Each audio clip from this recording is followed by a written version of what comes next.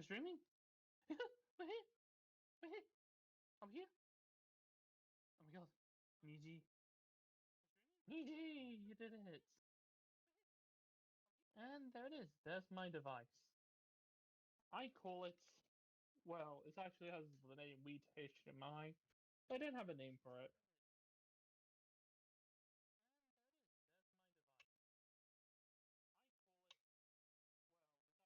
Mm-hmm.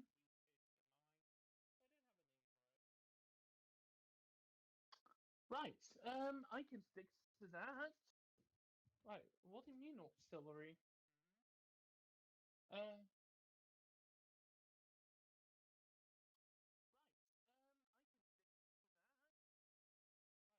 Uh huh. Oh wait, stream can still hear us. Oh, oh my god! Hi, stream. I believe if that's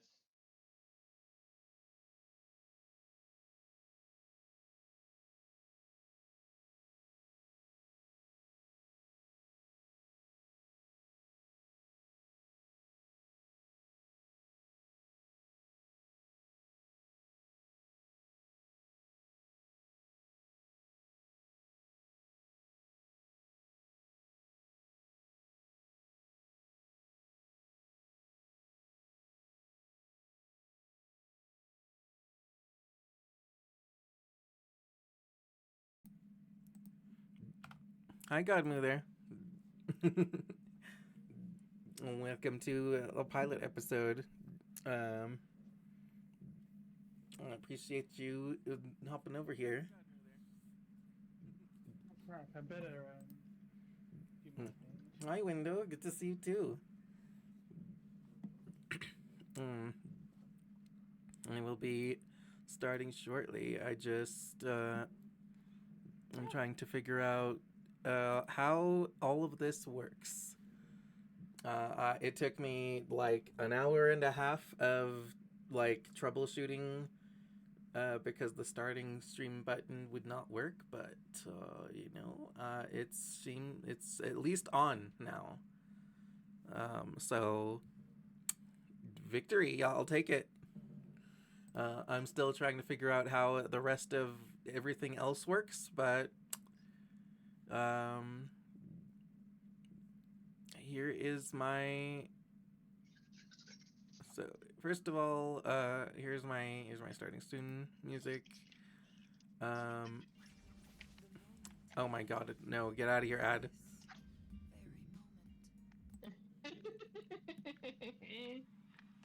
uh, oh, maybe my Switch. Oh my god, the Switch actually works with my TV.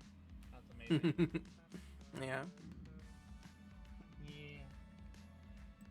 Yippee! Okay.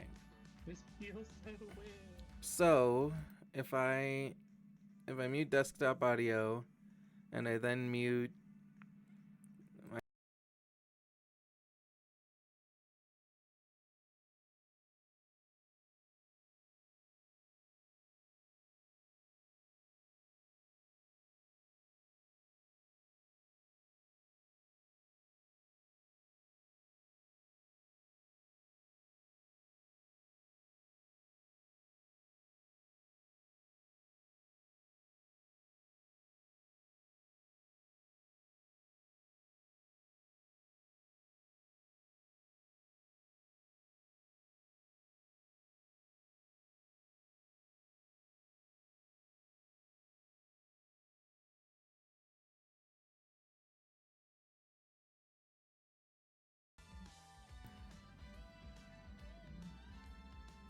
hmm. Wait, Okay. they can hear So me, right? they can hear you, presumably. Well, Uh, I just unmuted the desktop audio because it seems that if I mute the desktop audio, they can't hear my starting soon music. oh dear, that is a problem.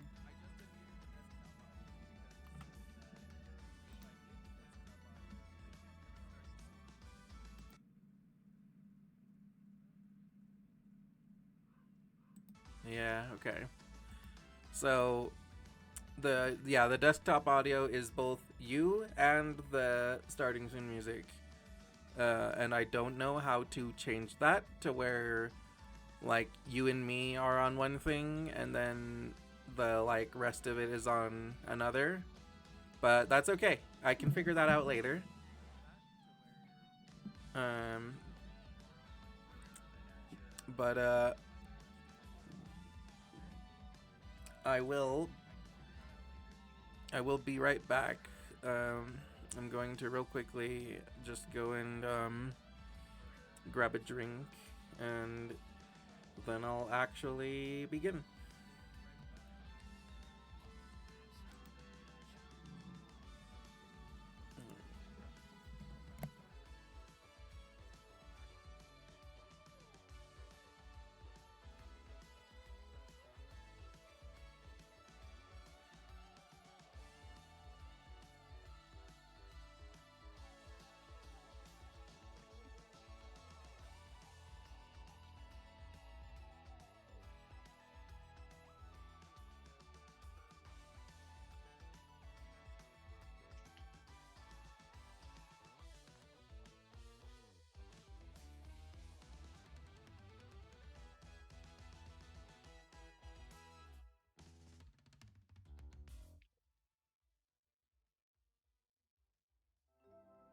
Unlock a new world of efficiency with Asana.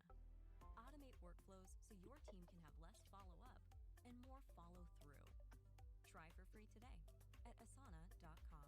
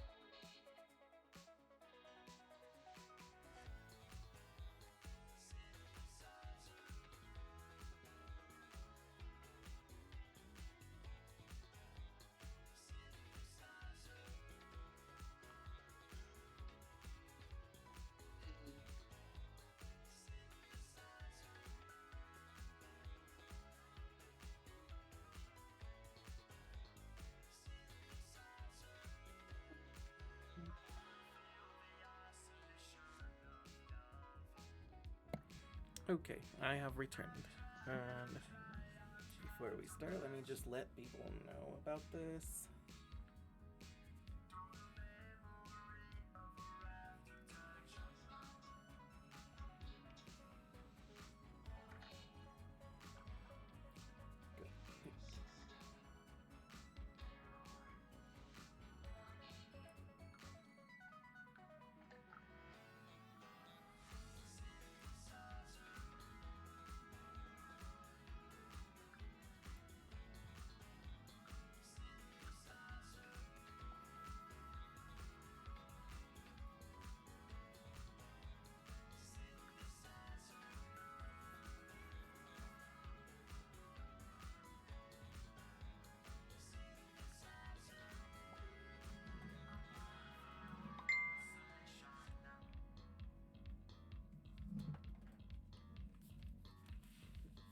I forgot to put my headphones back on.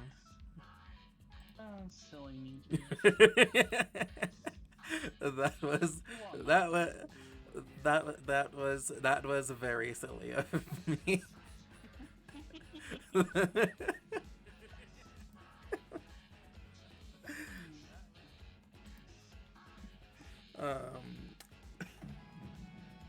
All right, let me see. Now let me just make a little message. It says that I've started, and then I'll actually start.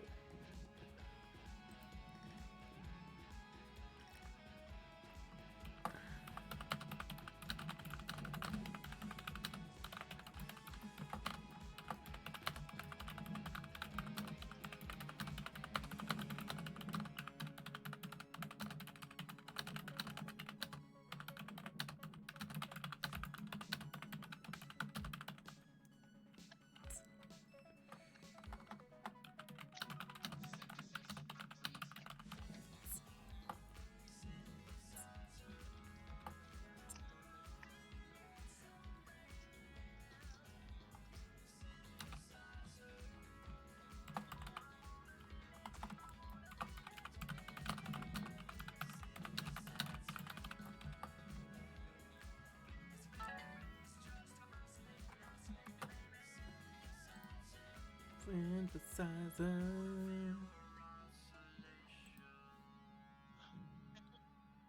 Okay, and then I take my link, and then I'll copy paste it in here.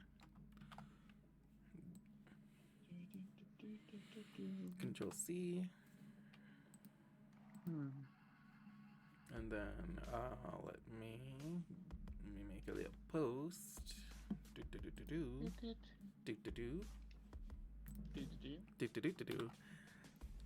Post.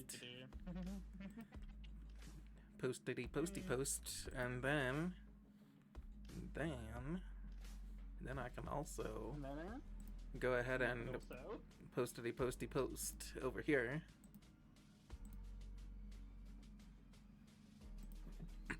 Posty post. Posty post.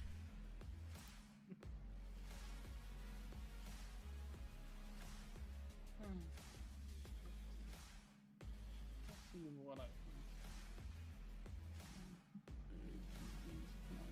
this silly wheel on.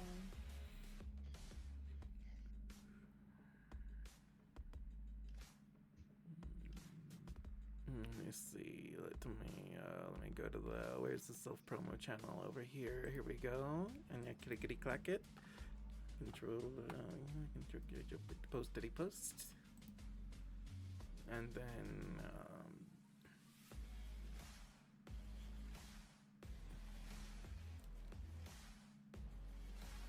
yeah, that's probably good for this one.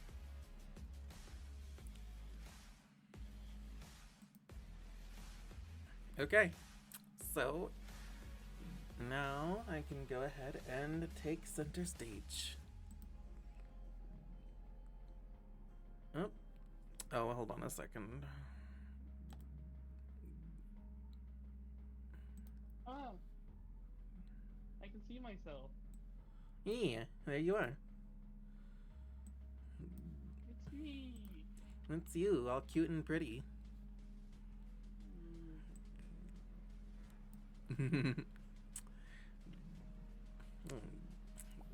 Oh, Violet.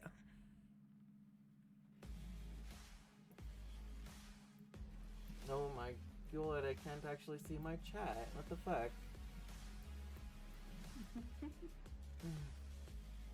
Hold on, I need to reopen my Twitch app, I guess.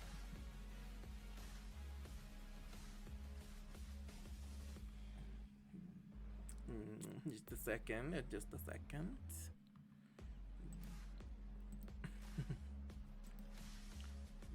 Okay, I can close this. Hi, Violet. Hi, Porcupine.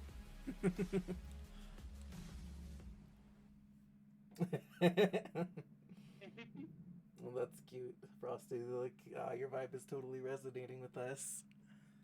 Very cute. Let me see. Now I get to my profile and go to my channel and come on, click, go. Oh, what am I doing? Using the stupid like touch mouse.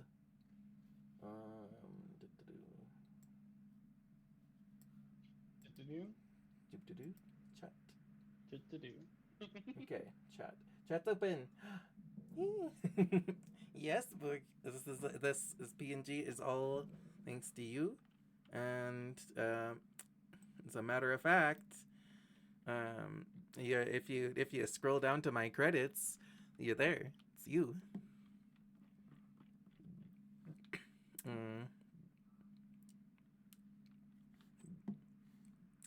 Let me see.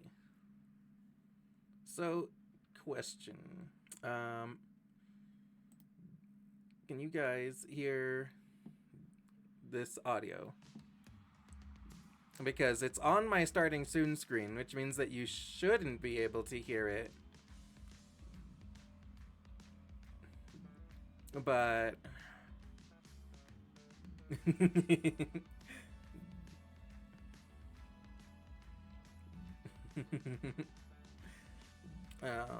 if you can hear it, that's good to know, because like when I scroll over to a different thing, I can hear it.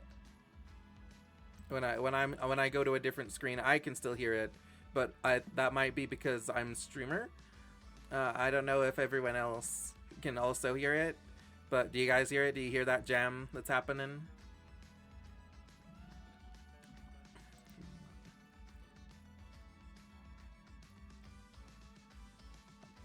There we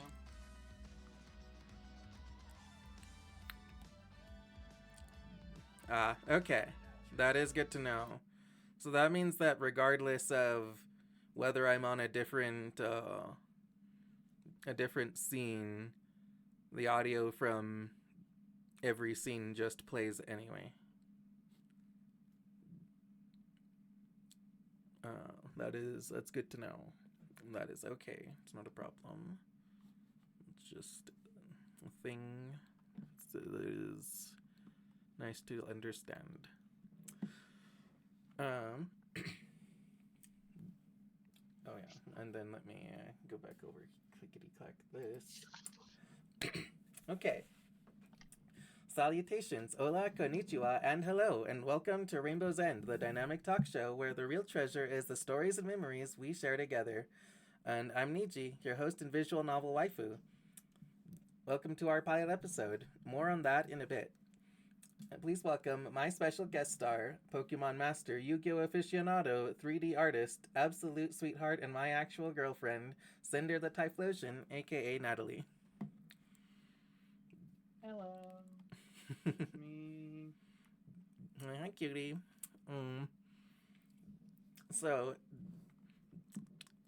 your 3D projects, do you do that like professionally at all? Do you do like commissions, or do you just do it for fun? Well, honestly, I never really think about doing it with commissions, but personally, I would love to do them. Yeah, But for now, that's just mostly to do it with like hobbies. sounds Just do good. them for fun. Sounds good. And would you like people to hit you up if they're interested in commissions, or? I'm not really that good with like actual modeling. I mostly use like models from existing stuff. Yeah. To be But clear, if her. people want to hit me up, that's fine. To be clear, Natalie's 3D modeling isn't like making models, not like making like VTubers. It's like making animations in like Blender, like little like 3D animations. But like she's doing good with it. Absolutely, like you know, I will personally definitely keep you updated if she decides that she wants to start doing commissions or anything.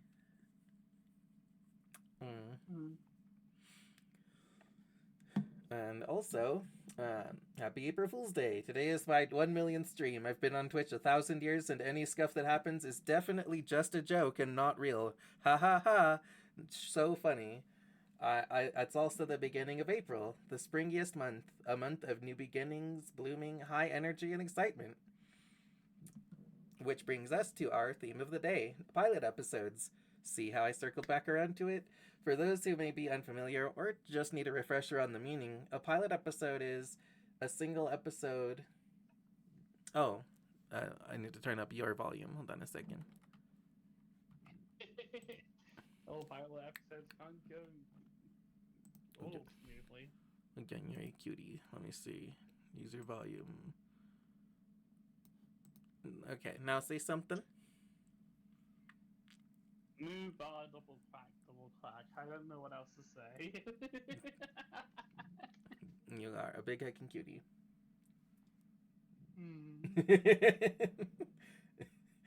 Yes, scripted stuff for the plot.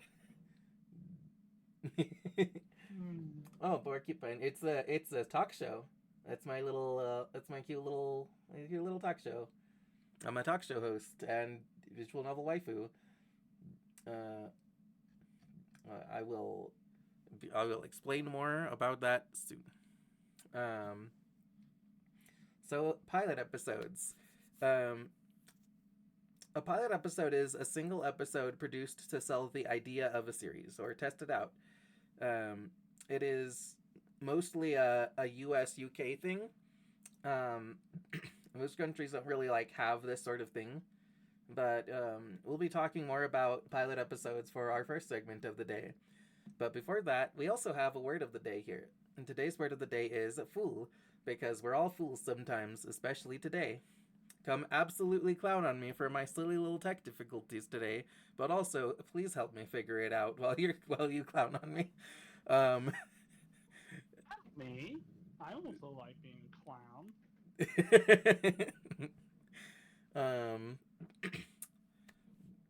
So the question of the day is, do you have a favorite pilot episode or beginning of a story?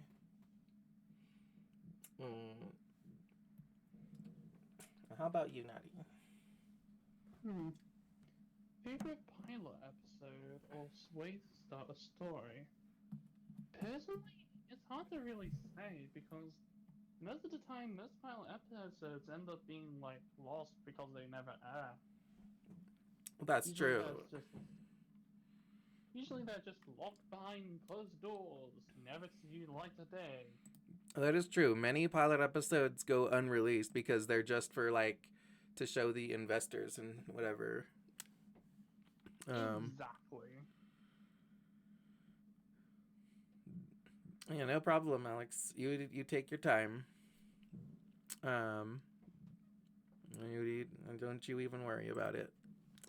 Let me actually type the question of the day. Oh, fuck. Question of the day.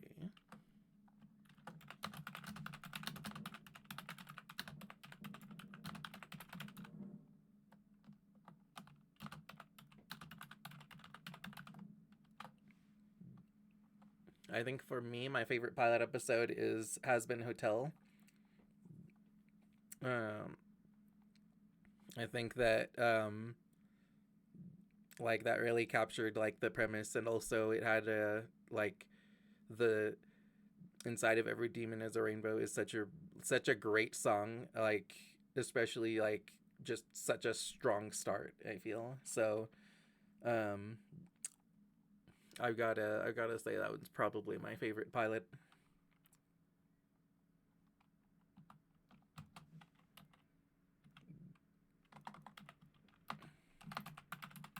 I will type this and then I will pin it. Yes, there we go.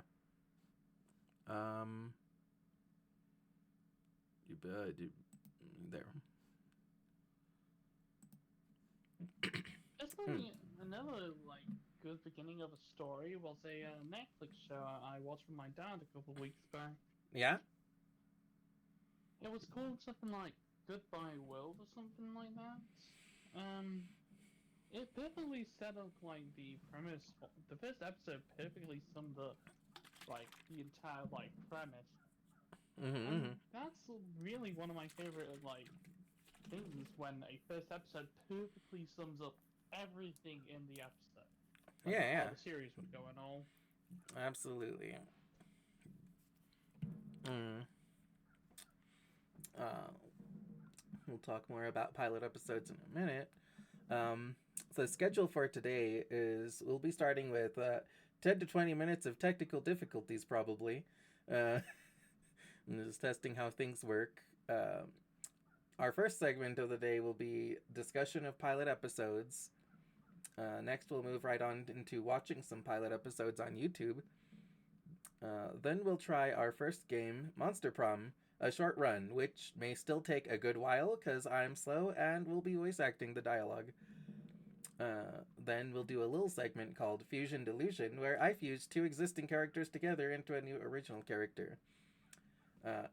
At that point, I might end stream if I'm getting tired, or save the rest of testing for next stream. Otherwise, I'll likely take a brief intermission. And after that, we'll be playing Lego Fortnite and do some dailies to see that it runs. Then I'll open Star Wars and run around a little bit with my side account, see if that goes smoothly. Then I'll open Wuthering Waves to test it out a bit. Wuwa is not very well optimized, so we'll see. It may not work on stream, but hopefully. If all that works, for the last activity, my Hail Mary is to attempt to play Marvel Rivals. Even well-established streamers have trouble getting that game to run properly, so my expectations are low. But if I can get it working, that would be amazing. I No. mean, personally, I'm sorry. I'd Yeah. say personally, I don't know much about Marvel Rivals, but hey, let's see if it works. And if it doesn't, oh well. Hi, Rosa. Hi, Tiger. Yes, Alex. Fate Zero is that's a good one too. That is a very solid like start, setting up the characters and just like making them all feel epic.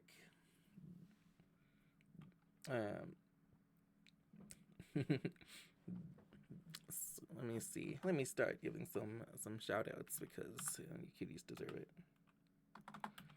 Let me see. Shout out.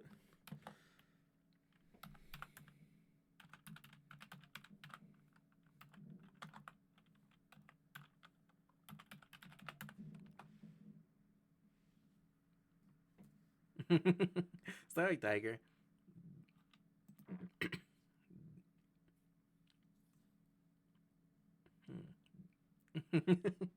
What? I mean, silly Frosty. She's not a streamer. I'm not a streamer.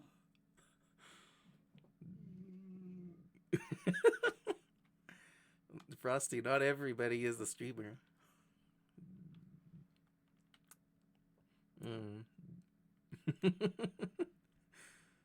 I mean, that's true. We do need more Cinder the content.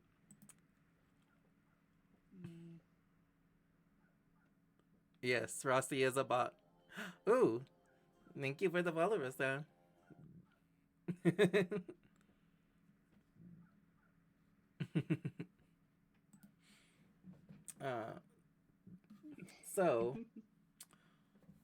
So here I have a relationship level with chat. On the top left corner. And so whenever I get a follow or a raid or something like that, my relationship level increases. So, with the follows I've been getting, from Rezo's follow, I go from Tomodachi to Friend with Benefits, and then another relationship part for Rosa. I go from Friend with Benefits to Bestie, and I'm also doing some retroactive ones because you know, I want people that already had followed me to count too. So my lovely Cinderella Typhlosion, you also another relationship part from Bestie to Jeff. And let's see.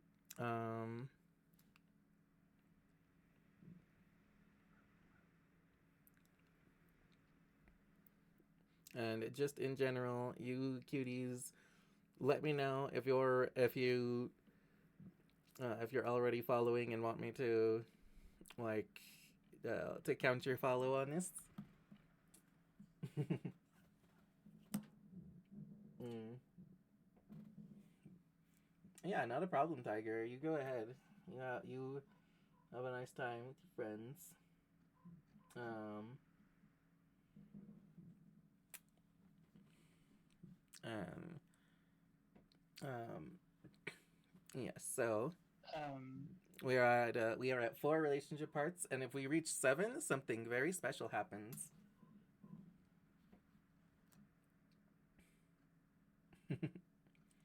Oh, and for those of you who follow, thanks for following. You're my sweetheart now.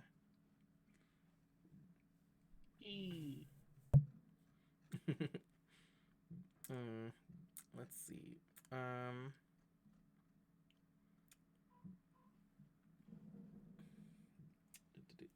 Let me give some more shout outs.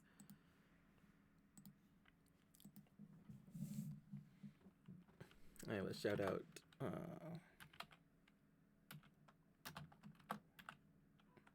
A shout out to Bork. So Bork for those who don't know Bork. She is a fun, sweet, lovable cat girl. She is a mom.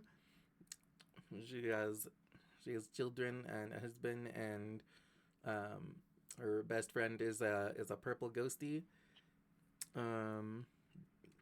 Bork is one of my favorite people ever. Like Bork and Maddie, like put together, probably have like they had the vast majority of my time for a while. And the only reason that they've been surpassed in that really is just for lack of time to stream as much as other people. But like whenever I see them streaming, I usually slap it and go like go visit them as much as I can because I love spending time with them, especially when they're together. And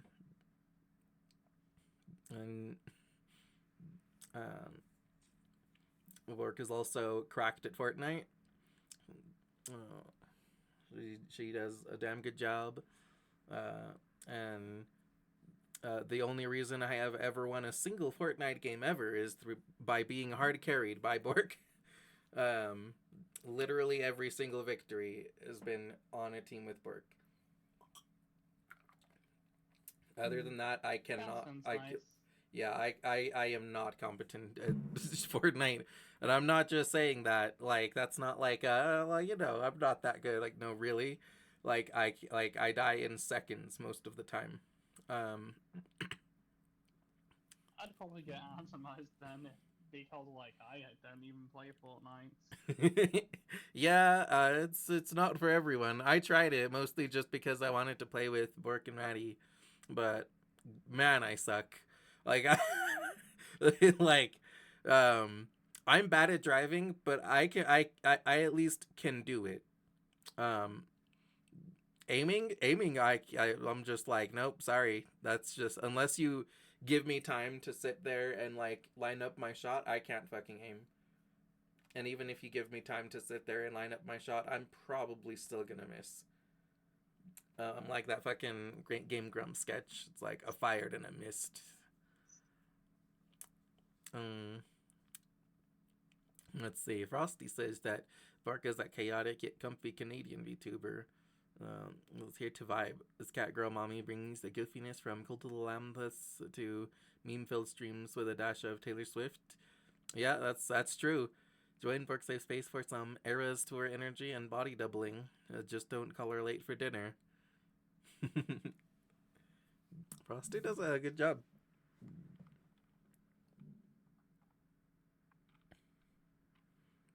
Let me see. And then I'll give a shout out to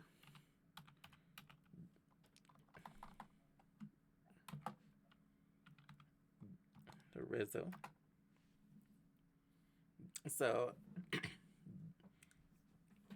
Rizzo is like one of my best friends for sure. We hang out regularly. We watch stuff together. We're watching like Kimono Michi currently. She's just such a fun, cool person, and it's nice hanging out in her streams. It's just like very chill, but also violent. Somehow a great combination. It's nice to just vibe there, but also you can laugh at her just like absolutely like curb stomping someone, and she's just one of my favorite people in the whole world. Yes, just a little violent as a cheat.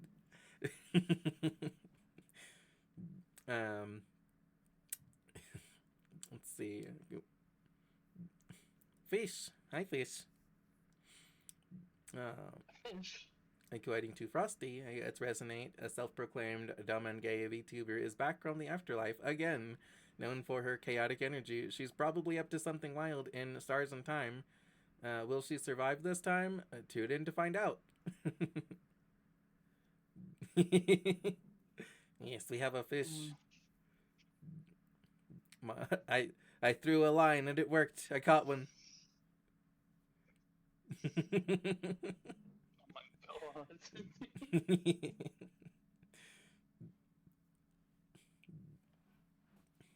Yes. And now I will also speaking of Lord Cow, I will give a shout out to Lost Door.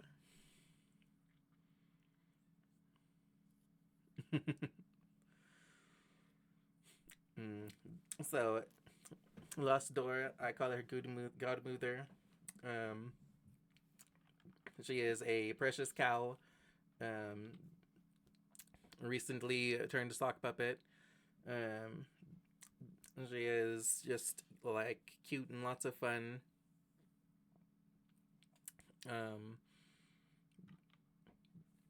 I believe I met Dorbe and Lilith all through like Hisa's stream, and honestly, actually, yeah, Violet too. I met a lot of people through Hisa's chat, and just seeing them be like really cool, like people in chat, and just being like, man, they're a lot of fun. And then I just like follow them because they're fun, and I want to hang out with them more. And so Adore, she's a lot of fun. She's cute, and she loves swimming, and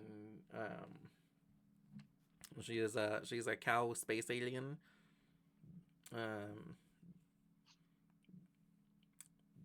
And I just always like vibing with her. The streams are just nice and cozy, but also like funny.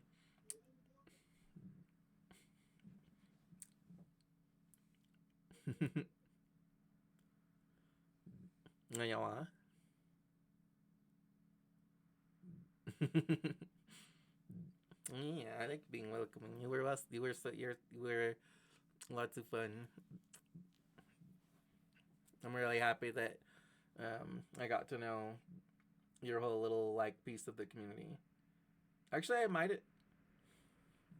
Yeah, no, I guess based on what you said, that kind of confirms that it was Hisa that I met you through. Because like, I realized I could have also met you through Fias, but no, I think it would have been the other way around. I think I would have met Fias through you guys. Because otherwise I'm not sure where I would have met Fias.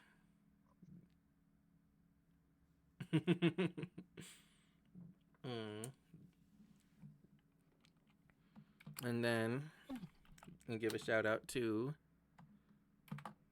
my my mod, my real life friend, GM Alexandra 777. Alex is really like one of my IRL friends and like one of my best friends. We hang out like often, weekly. Sometimes doing whole little like sleepovers where we play D&D and stuff. And he is just a super cool guy, and he also just recently started streaming. We're kind of on this like this journey of starting out in on Twitch together. I tried Twitch a couple years ago, but my internet was not good enough for it. My internet was like just mid CenturyLink internet. It could not do it. I had 5 actual minutes of stream delay. So now that I got actual good internet hooked up, I'm like, fuck yes, I can actually stream. So Alex, he loves D&D. He loves like TTRPGs, but especially D&D, and he fancies himself a game master, dungeon master, and that's kind of like not only his theme, and he's also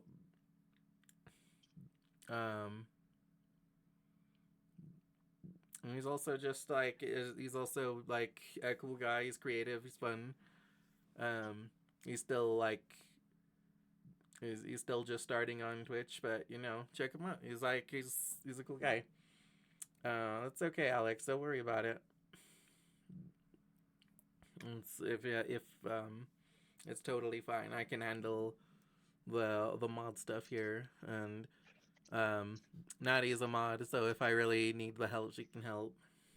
I'll be your eye in the sky. But for now, I'm your special guest. Yeah. This is my special guest and my bodyguard. That's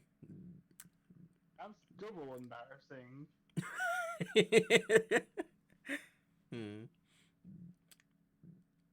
Yeah, don't worry. I'm sorry that it's like it's laggy and that that you've got an outage and everything. That is totally not your fault at all. That sucks for you. Yeah, don't worry about it. Let me see. And that's also, I know I still need to shout out Rosa. Who else do I need to shout out? Oh yeah, I need to shout out Tiger in a second too.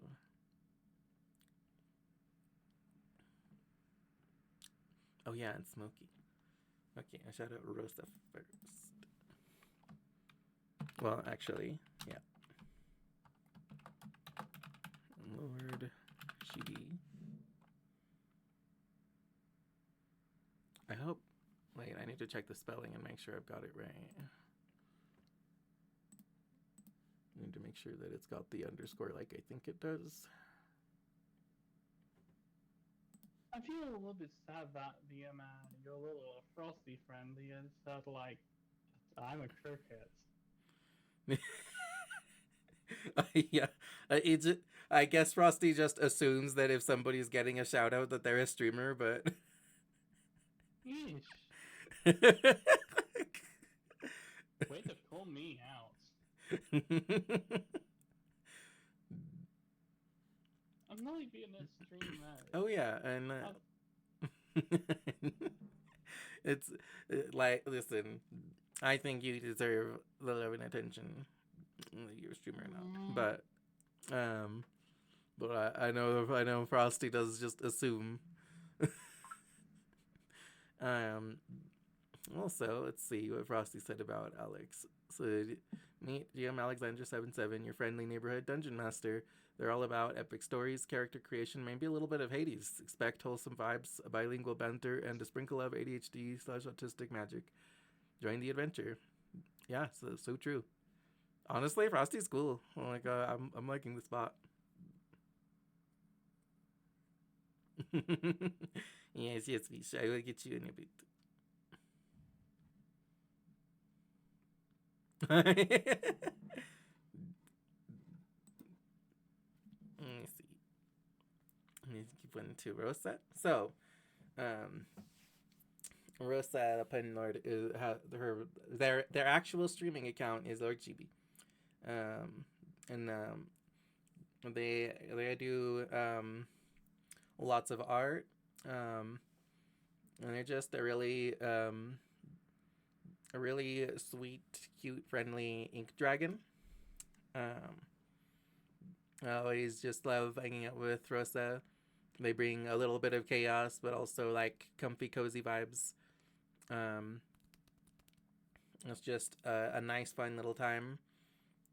Hi, Vex. It's good to see you. And yeah, I just always like hanging out with Rosa. They've also got like a super adorable voice. And it just makes me happy just hearing Rosa say words. And they're really good at art too. They do an amazing job with their cute little style.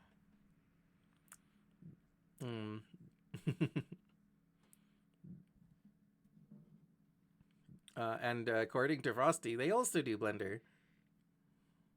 Oh, great. Looks like high up competition. Or collaboration partner. Yes. Who knows what kind of things you could blend together. The collaboration.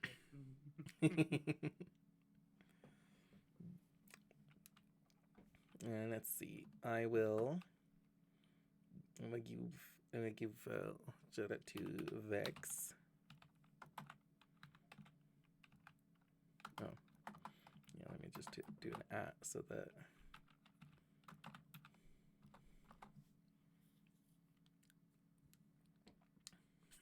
So, Vex is my cute little brother's girlfriend.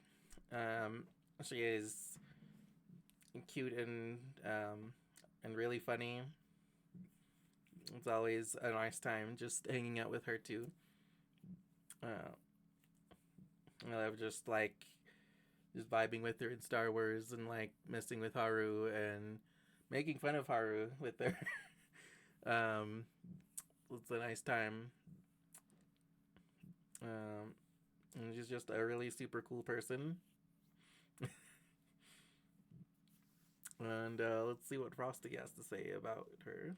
Vex, the demon VTuber and part-time Beetle, is on a quest for the ultimate slub squat in Elden Ring.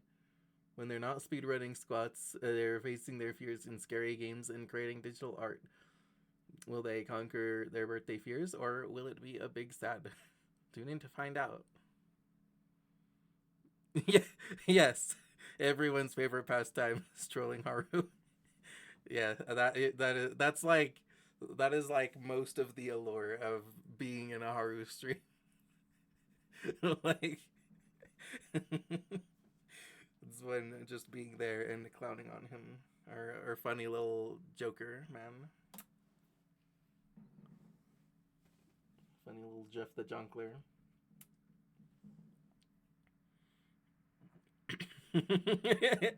It's so true. Exactly. It's too funny not to troll. Yeah, he's not even here, but fuck it. I'm gonna shout out Haru too. He's gonna be so mad.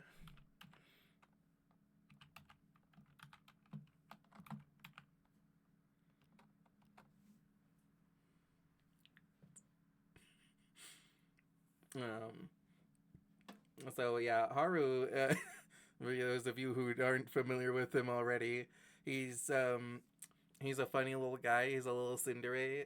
He'll a little like say meanish things, but he's really a big softie, and it's also a lot of fun to like mess with him and and troll him.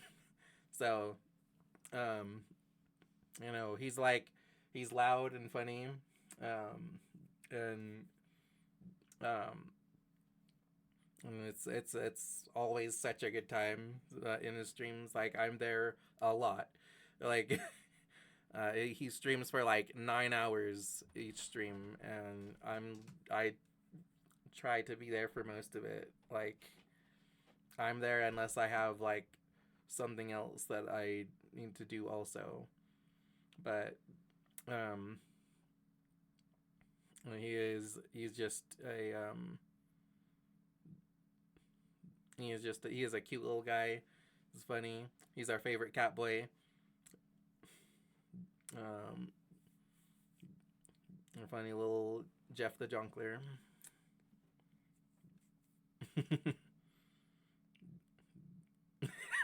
Yeah, so true. Yeah, he's suddenly moved to Asia. Um, um, going back to his like Asian roots, I guess. Mr. Worldwide. Yeah. Um,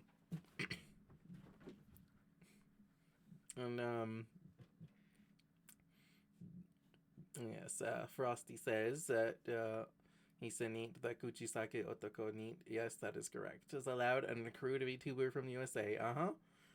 They recently had a test stream. Saved broadcast suggests they enjoy beating up on kids and getting sand in their shoes. It sounds like a real charmer. Yeah, so true, Frosty. So true. And Frosty's doing a good job. This is like, I don't know how this bot knows how to be funny, but like, good job.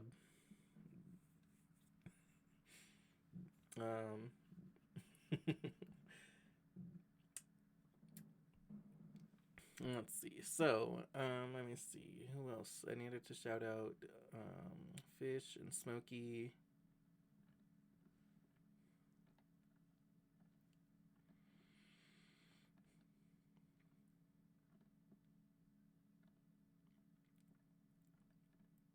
Yes. Let me see. Let me see. I'll go ahead and shout out Fish. So, yeah, you feel free to have a cookie, CD. I've never actually seen Fish stream, but I have lots of fun with Fish in the chats of several people that I follow.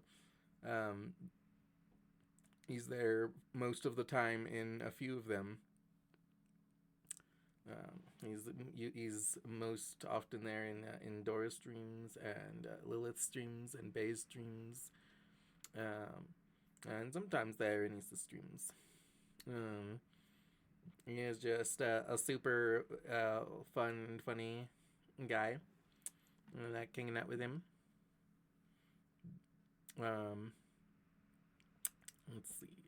Let's see what Frosty has to say about Fish.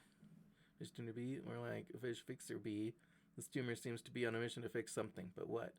Is it a broken game, a faulty console, their sleep schedule? We'll never know. Tune in to find out if they succeed or if it's not like this all over again.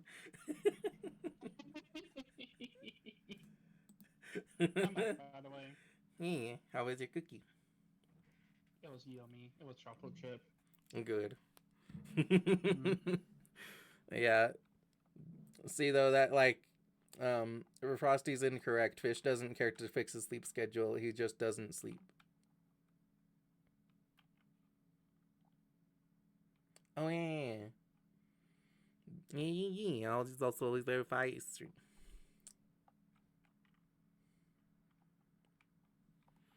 Let me see. And then giving this to Smokey. So we're Smokey. just basically introducing everyone. Yeah, I mean, these are my buddies, and I want I like giving shout outs to my friends. I liked the Steven Universe pilot too. It's one of my favorites. Like Steven Universe is my favorite series in total.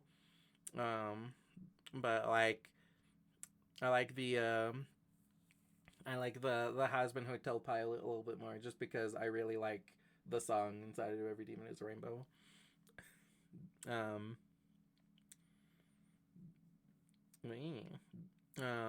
So Smokey, I initially knew as just like, as Dora's mysterious boyfriend. So, she didn't name him at first. At first, she was just like, "Oh yeah, I have a boyfriend." Like, ooh. It was like, I will refer to him as Window. And I have just never stopped referring to him as Window.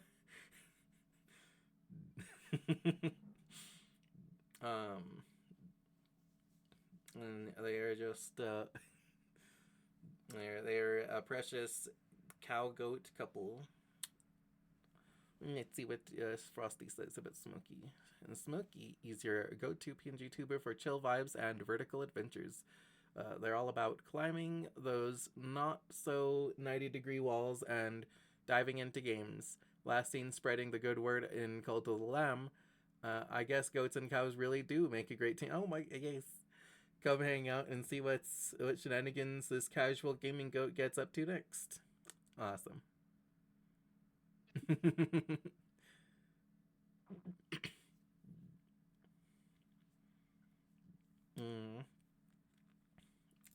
see. And yes, I think I've shouted out everyone. Everyone has finally gotten the shout out. If I missed somebody, I don't need to shout out myself. Listen, if I did miss somebody, hi Maddie. Oh yeah. Oh, now Maddie needs a shout out. Oh no, I nearly missed someone. Well, we didn't miss her. She just showed up. Oh.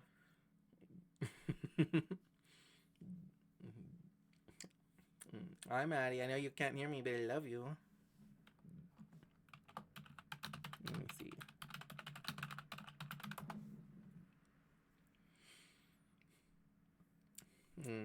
So Maddie is like, like arguably my favorite streamer of all. Like, it's hard to say because there are several that I have so many people that I love to watch their streams, and friends that stream that I love to hang out with, and etc etc. Like, I think I would have to say that it's a hard choice, but Maddie at least definitely was my favorite at a point, because I just have so much fun vibing with her and Berg. Like, they're so funny, they're so cute, they're so lovable. And also I love Maddie's art. She's also just one of my absolute favorite people ever. If you ever need like if you ever need art commissions, her art commissions aren't always open technically, but she might be willing, depending on what you want. And just and otherwise, her streams are great. She streams every Monday with Overlord Egg. They always play Grounded, and we also have little Sunday watch parties in their Discord server. And they're just super. Maddie's just a super cute, fun, lovable person, and I'm always so happy to spend time with her. I need to spend more time with her if I can. But I know she's super busy too. So, we'll see about that. And Frosty says, Midland, Canadian VTuber, embraces her reclusive side with a dash of chaos. From oiling ants to existential crises in ball pits, her streams are a wild ride. And good luck pronouncing her name. It's a meme in itself. So true. Whatever. It truly is. It is truly a hard thing to spell. Well, it's pretty. It's easy. It's like Mr. Mixer Spitlick.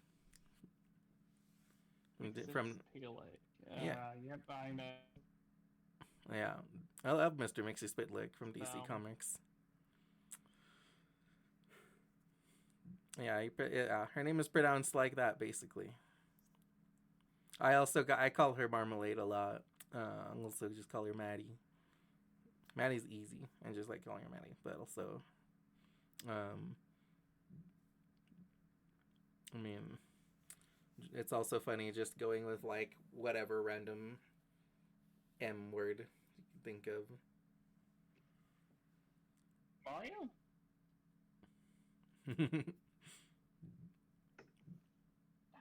Maleficent.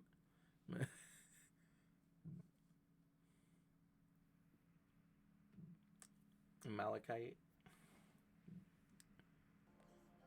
Ooh, and get another follow. Thanks for following, Maddie. That's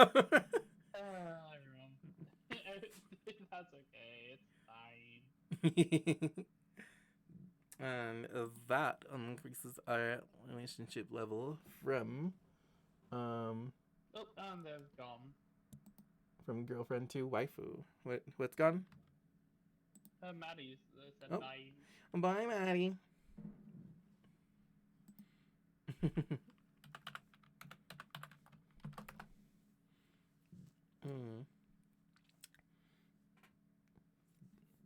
So we're already up to waifu with Chat-kun. Oh, the fuck? Get out! Oh my god! Get out of here! Check out! Oh my god! That is loud.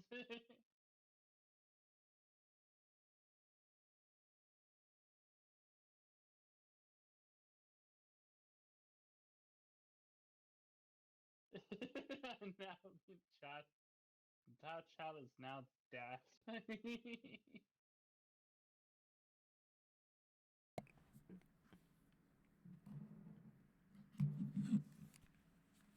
Okay, so that was my roommate asking me to check on the house, even though I told them I would be streaming. But I'll be right back.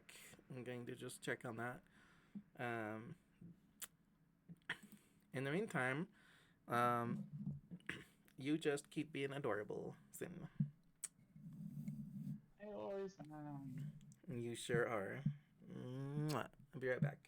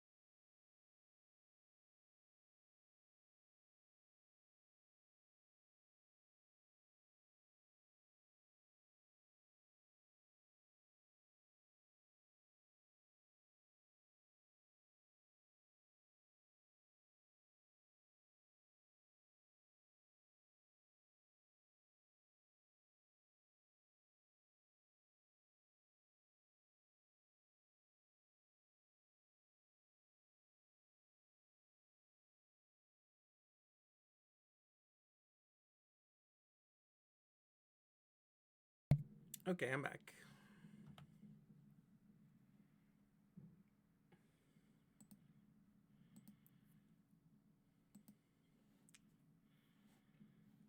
Alright, sorry about that. Let me go back to my center stage. Oof. Okay. So,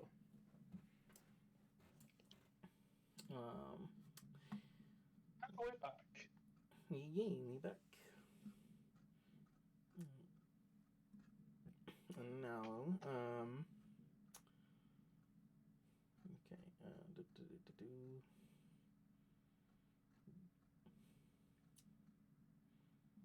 Alright, so, about,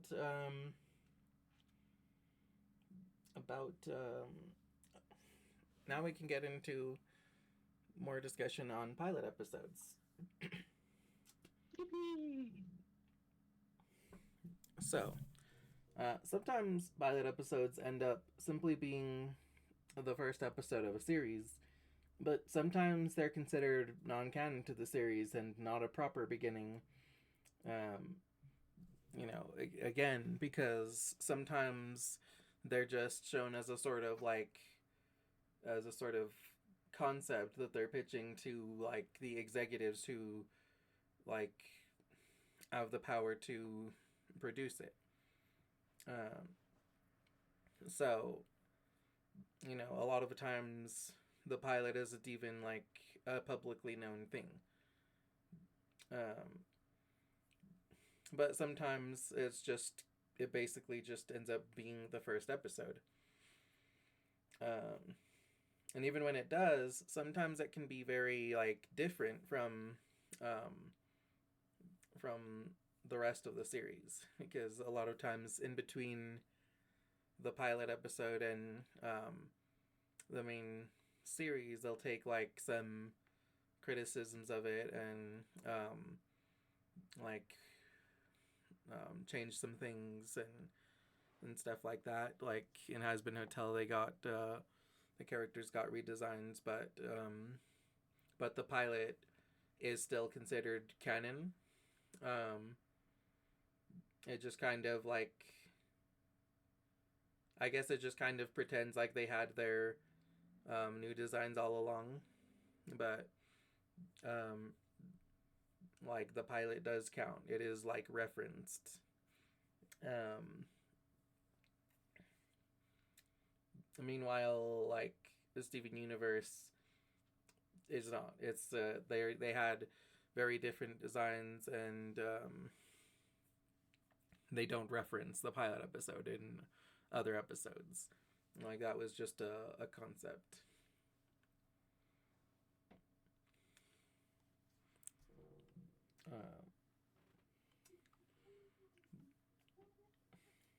Let's see.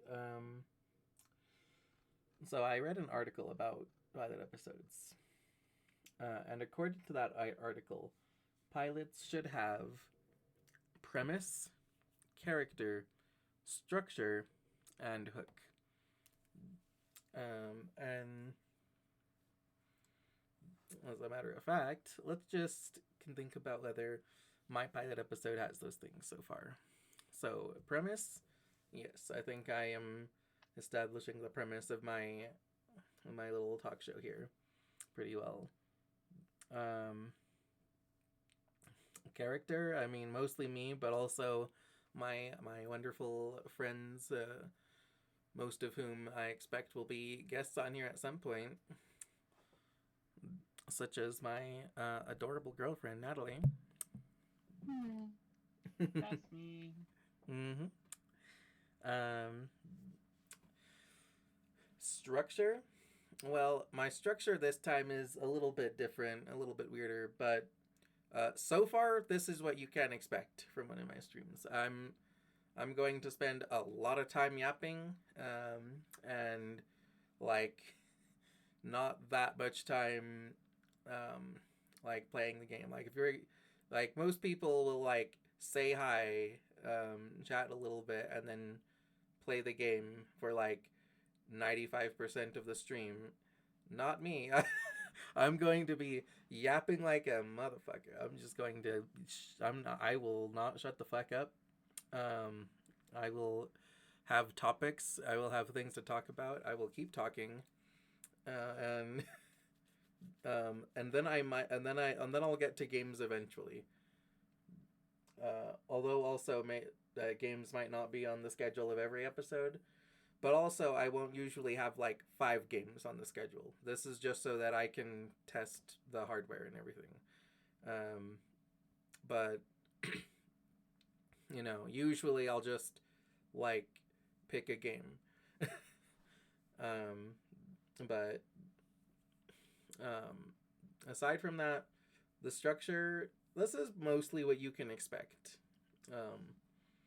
This is mostly what you can expect going forward.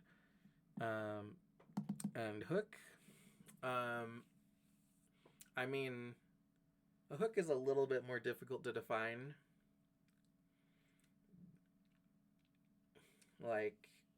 But I mean, I guess the hook is me. I guess it's just if you want more of me and my friendly energy and everything, my socialization, that's the hook, I think. And I think I'm doing a good job with that. So I think that my pilot episode has all of those things.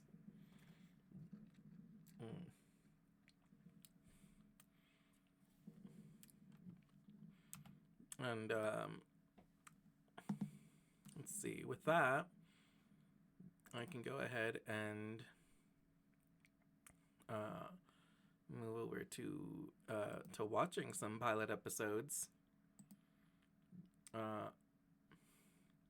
I have a whole enormous playlist of pilot episodes. We're not going to watch them all because I know that eventually I should definitely get to actually playing the games, but I wanted to definitely at least watch a good handful of pilot episodes. I have a whole a pile of them, a pile of things here that are only like less than 5 minutes. So we can definitely watch all of those.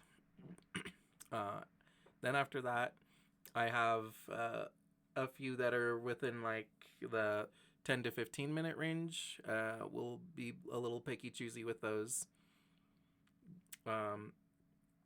And then lastly, I have some that are 20 to 30 minutes, and we will be I will put a vote to select one of those to watch. As a matter of fact, let me go ahead and set that vote up now so that when we get there, it's all ready.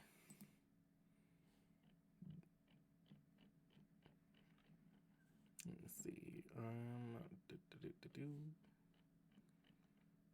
I just need to remember how to make a poll.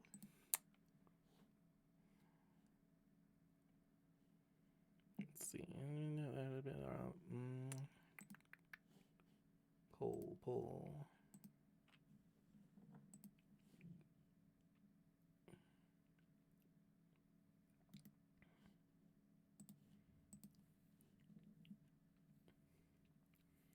Are you having a fun time, Natty? Oh yeah. Have you ever played a little prank for April Fools? Well, not really. No? Well, I've never been one for April Fool. Well, never been one for using pranks against people, but I've definitely been pranked many a time. Yeah? The best thing about April Fools, in my opinion, is when games just go in and say, "Hey guys, happy April Fools! Here's just a random new thing." Yeah. But only today. It's so fun. Yeah, I like it. I like Limbus Company is apparently doing that today. I was part of their. played it on their like April Fool's thing last year. Last year it was like making fun of like other gacha games.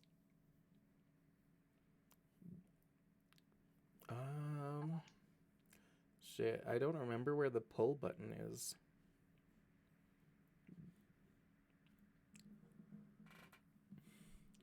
Me when I'm trying to deploy my stripper pull.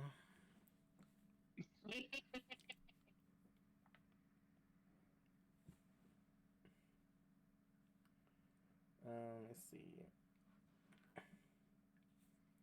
How to make a pull on Twitch.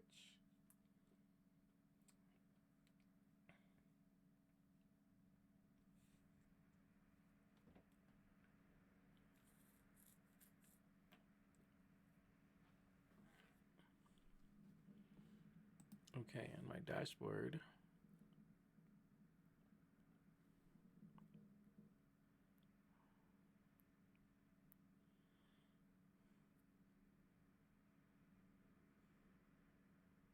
Oh, wait, there's just a On me.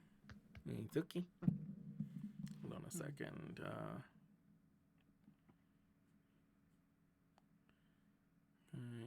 I actually have some pilot episodes on in the background myself. That's awesome. Let's together tomato sound alerts. None of these are poll. What are you talking about? Twitch. If you come out.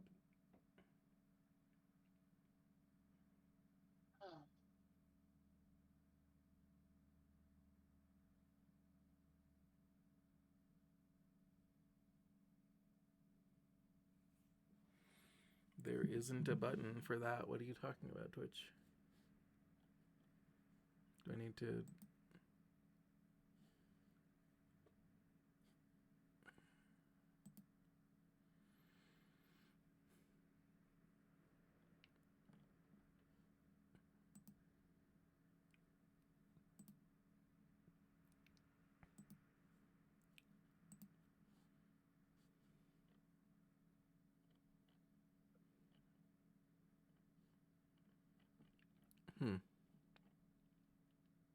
Just a little technical problem. They always happen during these sorts of things.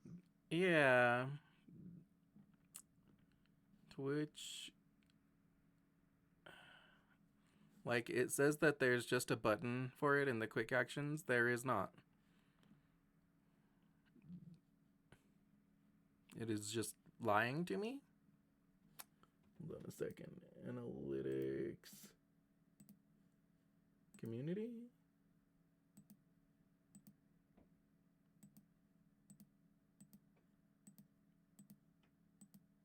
No. I don't need to stream together. Streaming tools? No? My dashboard has no such thing, Twitch. What are you on?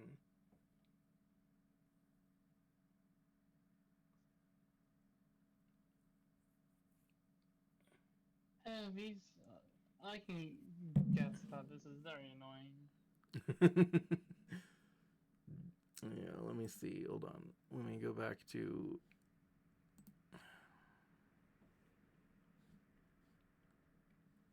See, I need to add a new quick action. And it says that it's under the Grow Your Community section. But it's not.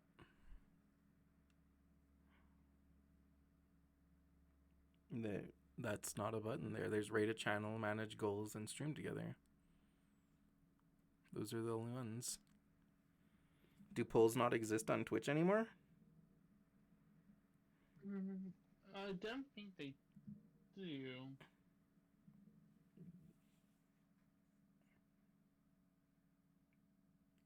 It says that you can just use the chat command /poll, but I tried that. That also didn't work.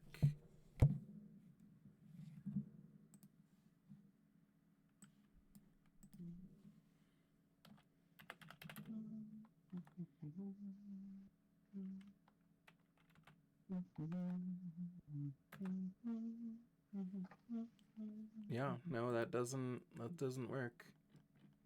Huh. Maybe I need to get like a whole bot for polls.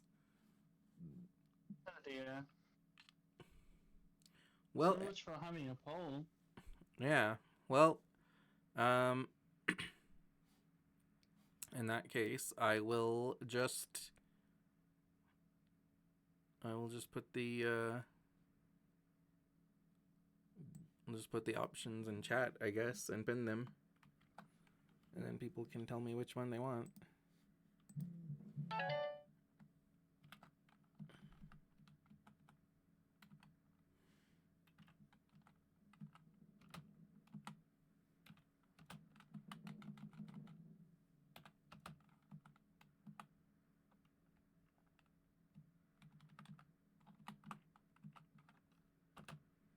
Okay.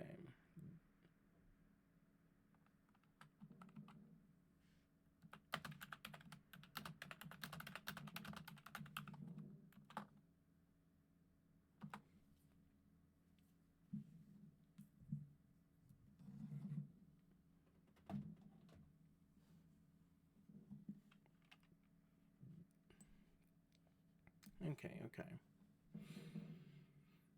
Not too bad. Now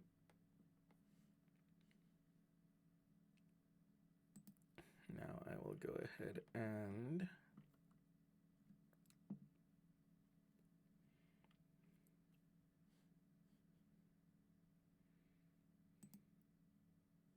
Welcome to my okay, so that's good, and then I just need to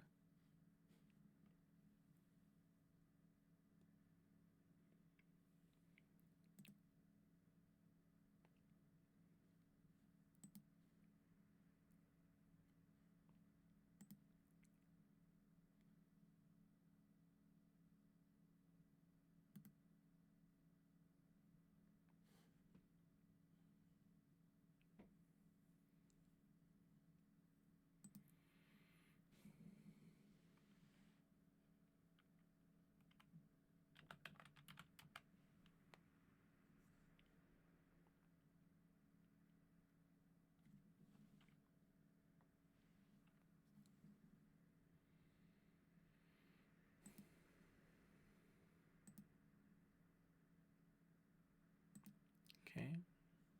Hold on a second. I just need to like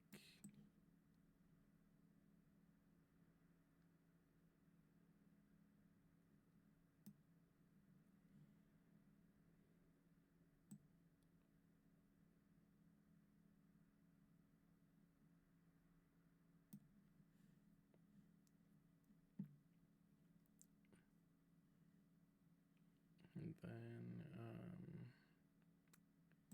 drag it down here. Then I'll just delete that one because it doesn't exist anymore. Okay.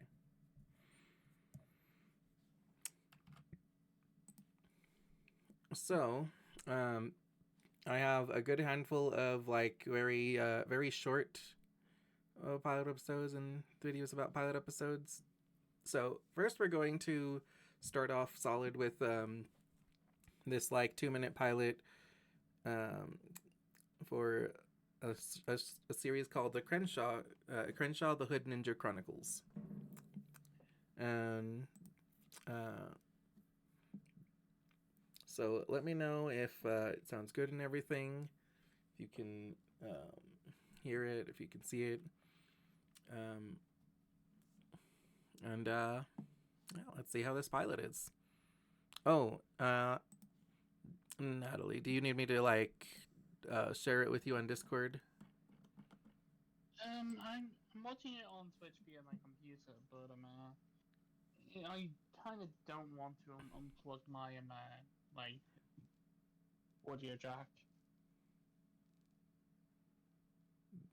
Is that a yes you want me to? Well, I think I'm fine. Is my answer. Okay. I can understand without audio. You, I'm not I, that dumb. you listen. Audio is part of the experience. Mm, just stare at me. It's fine. Okay. There we go. Go live. There we Oh go. boy, I'm going live on stream, everybody. Okay. Live on live. That's liveception. Hell yeah. I'm like double alive. I'm so alive I'm dead. Wait, what? But for you, yeah, whatever. You're so alive, but you're dead. But then it loops around to being back alive. Yeah. All right. So, without further ado, here is Crenshaw, The Hood Ninja Chronicles pilot episode. Welcome to my block, College Avenue. But don't let the name fool you. Round here, not too many folks make it to college, but plenty end up in the penitentiary. That's just how it is in the trenches. Mostly no fault of ours, just how the system is set up. The block stretches long and gritty, cracked sidewalks littered with empty chip bags and Philly blunt guts. The corner store's faded awning flaps in the wind, and a group of old heads leans against a wall tagged with graffiti. Faded names of those gone too soon. The air smells like fried chicken and car exhaust, and a siren wails faintly in the distance. Penn Street cuts right through College Avenue, the old dividing line between kids who tried to go straight and those who took a harder path. On one side, a rundown barbershop with a faded sign. On the other, a corner store with metal bars across the windows. Black folks used to own it, but they sold it to the Asians. And this is Kings Park, the soul of the neighborhood. The hoops are crooked, and the pavement's cracked, but games here are serious. Respect earned in sweat and jump shots. Handy's on the court now, shaking a defender with a crossover so nasty his sneakers practically slid off. Handy, he's one of the best out here. Folks say he's got a real shot at making it big. But Kings Park, it don't care about dreams. Plenty of legends never made it out. Me, I'm Crenshaw. Well, the ladies call me handsome anyway. I go to M. Kinsey Elementary. The teachers try their best, but a lot of kids don't get a fair shot. Some quit early. Some got pulled into street life. It's the kind of school where you learn fast to watch your back and your lunch money.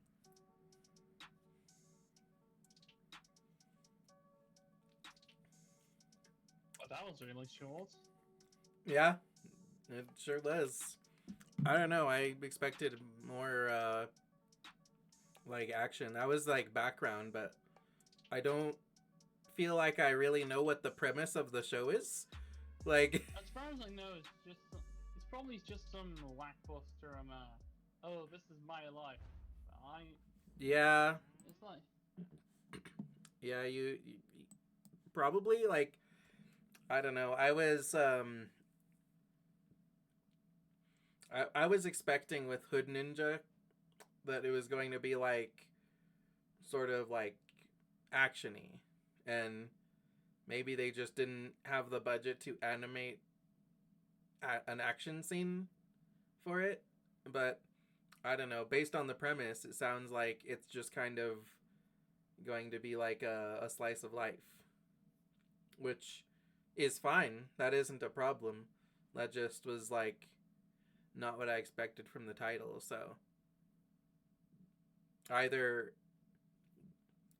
the title sounds more actiony than it is, or the pilot didn't do quite a good enough job of setting up the premise. They set up background though, so you know it's like, yeah, they live in like the ghetto and it's like a hard life. You know, I get that much.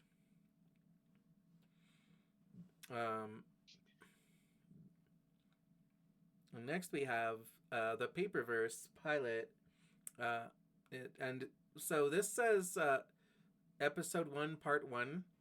I don't know if that means that like episode 1, part 1 is the pilot, or if it means that this is episode 1, part 1 of the pilot, because that would be silly. If it's the latter, then that would be very strange to have like parts of a pilot episode. But we'll see. It's a 5-minute video, so we'll check it out.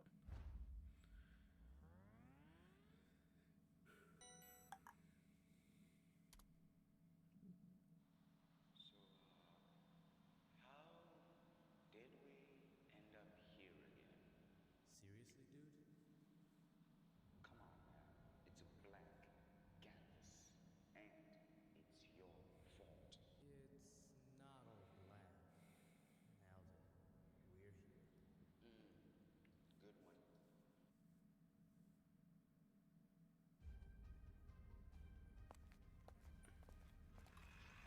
Ooh. That's cute. I like the art style. Very early 2000s. Hmm. Guys, we've been waiting for this moment.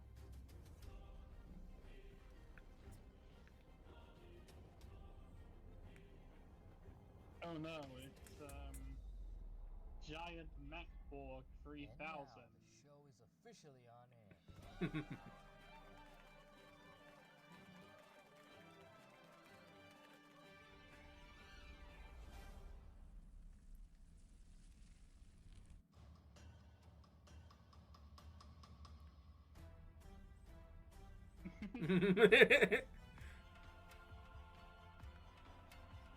So it's some sort of like crappy Justice League ripoff. Right? Yeah. Hmm. It has a heart. It has a heart.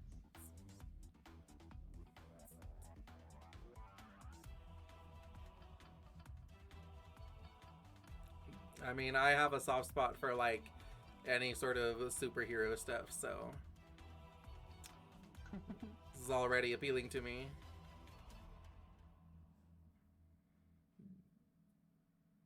Like, We were bored. What's taking them so long?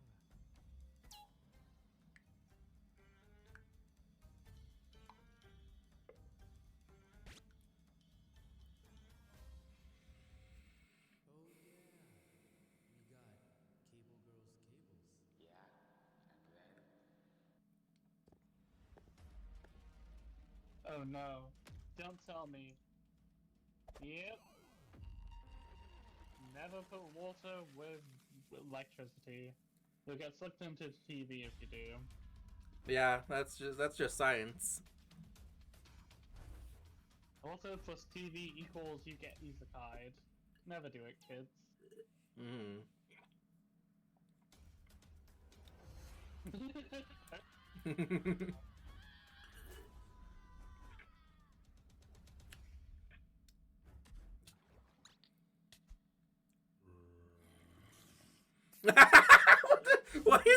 Why are they in Minecraft?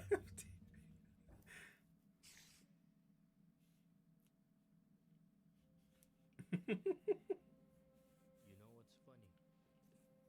To them, we're gods. where's Fish Person and Zero Storm? Are we ever gonna get out? But we ourselves have not hidden. We're the children of that creator. Therefore, we are gods.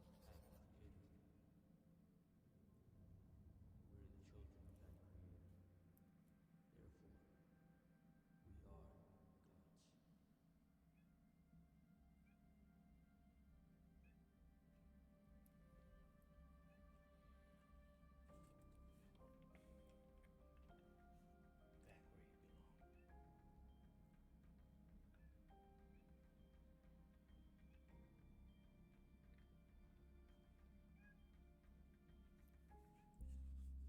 Setting up the premise really well. Oh, they did. They did set up the premise really well. Hmm. Very cutesy. I like it. I like how the one was just called Green Light. Like, that's good. Yeah, that's cute. I like that one. Like the art style is like obviously very low budget, but they lead into it. I think it's good.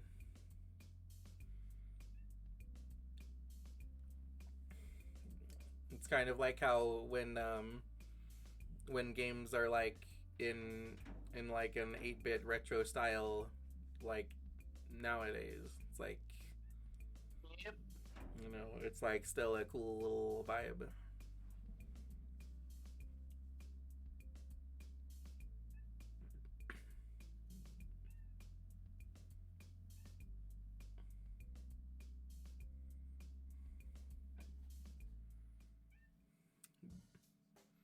Okay.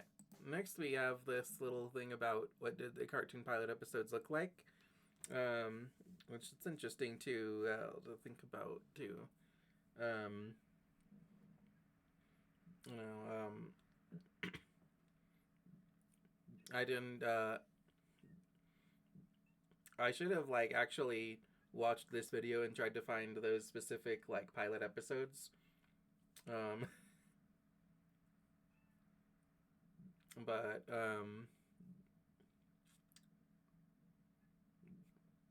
we'll see. We'll see what it has to say about them.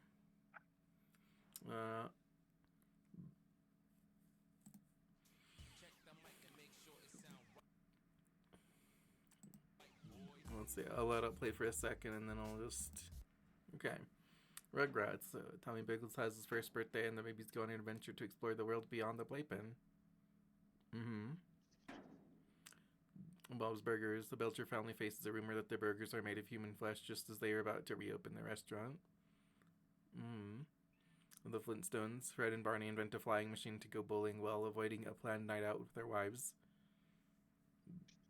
Interesting. Well, that's typical Flintstones. Let's see. Phineas and Ferb. The Phineas and Ferb build a massive roller coaster in their backyard while their sister Candace tries to bust them. Meanwhile, their pet platypus Perry secretly battles the evil Dr. Doofenshmirtz.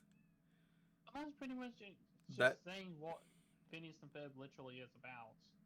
Yeah, also also the massive roller coaster specifically, that is like a whole episode, so I guess they just like fixed. So the pilot is literally the first episode there. Well, except it isn't, because if you look at the picture, they look different. And also, Candace isn't all naggy. She's actually being kind to them, which is rare. Yeah, she's got a green dress there, which is cute, but not like the usual red dress. Not the same. It's just not the same without her typical orange get out. Yeah. No, it's red with orange hair. Yeah. And Phineas's shirt is different, and Ferb looks dumber. Ferb looks dumber.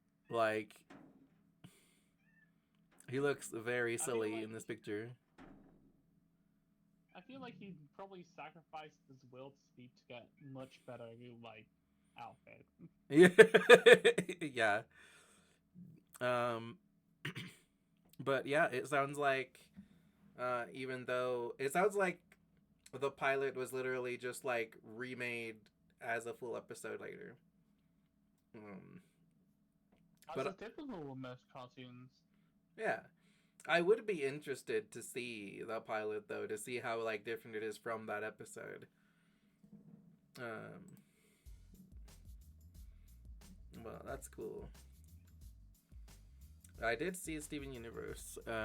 Steven gets a hold of a magical time travel hourglass and he uses it for comebacks, but toying with magic draws trouble to a sleepy beach town and Steven steps up to save the day. And you know what? Like, that also was adapted later into an episode, sort of, or at least the hourglass that can time travel was in Steven and the Stevens. And instead of using I'm sorry. I like how Steven looks a lot less chubby here. Much more human than less marshmallow.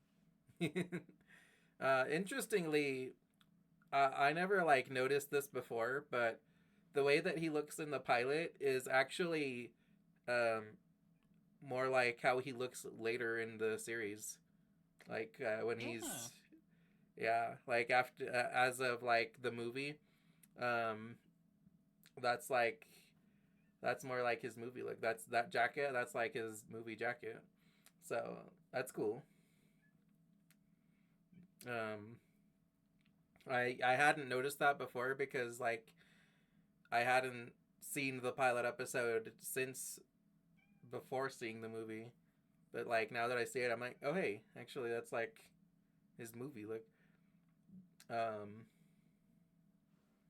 Yeah, so that's cool. Ninja Turtles. Turtles emerge from the sewers to battle the Foot Clan and meet news reporter April O'Neil. That's literally the first episode, I think. I don't think. So I think there might be more to it. Possibly. Most likely. I mean, that looks like the first episode. It doesn't look like animation quality changed. So, that's cool. Batman the Animated Series. Batman investigates sightings of a monstrous bat creature terrorizing Gotham City. Oh, wait. On Leather Wings was the actual pilot episode? Oh, shit. That's cool. Oh, right. Actually, yeah, now that I think about it, it has the names of the episodes down here. And Turtle Tracks is, in fact, the name of the first episode of Ninja Turtles, I recall. And I do remember On Leather Wings being the name of the episode with Man-Bat. So, yeah. Those were actually just the first episodes. DuckTales. Scrooge McDuck reunites with his nephews and takes them on an adventure to find the lost city of Atlantis. That's cool. Confession, I've never actually seen DuckTales. Neither. Yeah, like I know, blasphemous. like yeah, same here. Like the thing is that when DuckTales was on and popular, it was on like, you know, like Disney Channel or something, right? And I didn't have that when I was a kid. I had like 4 TV channels. I had like Fox, Channel 4, which is like a local news network, Channel 7, which was like a local news network. I think Channel 7 was also like NBC. Let me see. I had channel. I had channel. This is all new to me. Because sorry. Sorry. Good. This is all new to me because as a UK person, I don't actually know a lot of these like news channels in the US. Oh, interesting. Cause, We'll see. Okay, so channel 4 and 7. I think that's just the local news channels here in New Mexico. I think that different states have different ones. I don't know exactly. But like 7, I'd like NBC, which is like a big broadcasting network and whatever. But yeah, I only had like a few. So my options of things to watch was very limited, and it wasn't for a while that I had like actual like satellite TV, and it wasn't until I didn't have like internet until I was like 13. And I didn't have like half decent internet until I was like 18 ish. And then I didn't have like actual good internet until just now, like just a couple of weeks ago. Well, no, like a week ago. I feel your pain. My Yeah. internet is terrible. Yeah, I know. That's true. Like I'm happy that I have good internet now because now I can host watch parties and you can just watch me watch things. And we can watch some stuff together. Anyway, yeah, so that's my excuse for having never seen DuckTales. Like I know I missed out, but like I just didn't have the opportunity because I didn't have Disney Channel. And then by the time I had Disney Channel, they weren't really playing DuckTales anymore.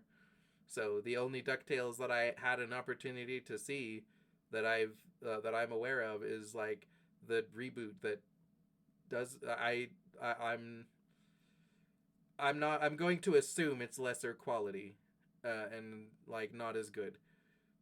Um, but I don't know. Sometimes remakes, reboots can be good, but it's pretty rare for them to like be as good or better than the original.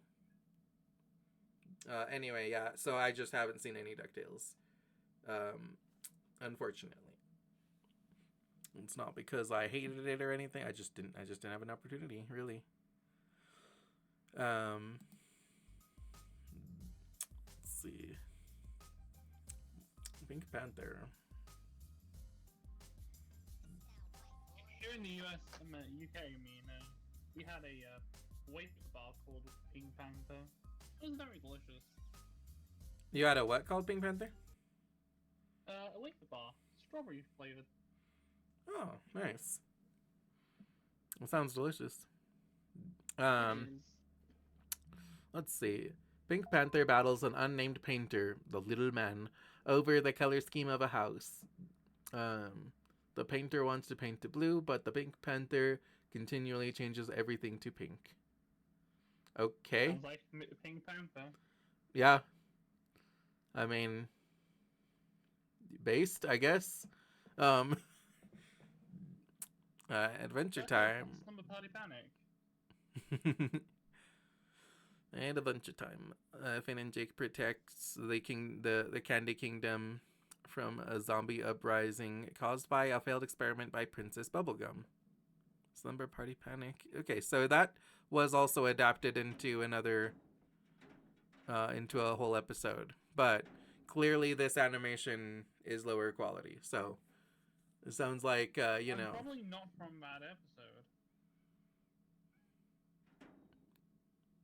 Well, no, that's what I mean though, is that I think that they had like the pilot episode that was Slumber Party Panic, but then they readapted Slumber Party Panic into the full series after.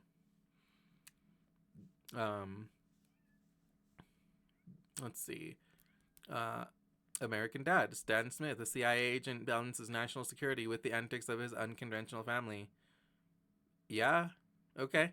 That's just the basic premise of the show. Danny Phantom. Danny Phantom accidentally turns into a ghost with superpowers and must fight other supernatural beings while navigating high school life. Yes, that's just true. That's just the premise of the series. Mystery Meat. I do believe that's the name of the first episode, though, where he battles the lunch lady. So, that might actually just be the first episode. It's hard to tell.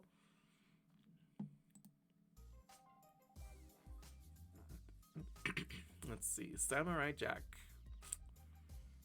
A young samurai prince trains to defeat the evil Aku, but Aku sends him into the future, where he becomes known as Samurai Jack. And you know what? I think that's actually just the first episode too, because I'm not an expert on Samurai Jack, but I do seem to recall vaguely from my childhood that the first episode of Samurai Jack was called The Beginning, because I remember I was really interested in seeing Samurai Jack because like it really like hooked me with like the first episode, and I was like, oh my, holy shit, that seems so cool. And I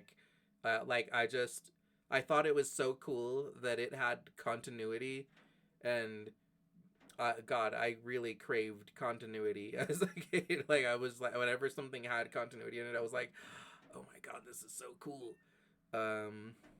So just any sort of continuity, I was so happy. And so Samurai Jack kind of like pulled me in with that, but then I just wasn't able to see like a lot of it. But I think that's just the first episode of Samurai Jack.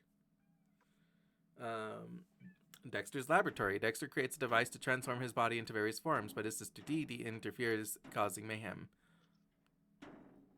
Yeah, well, Dexter looks like he's animated differently. That does, yep, sounds like a normal episode of Dexter. Regular show. Mordecai and Rigby find a magical keyboard that can make their wishes come true, leading to chaos. Interesting.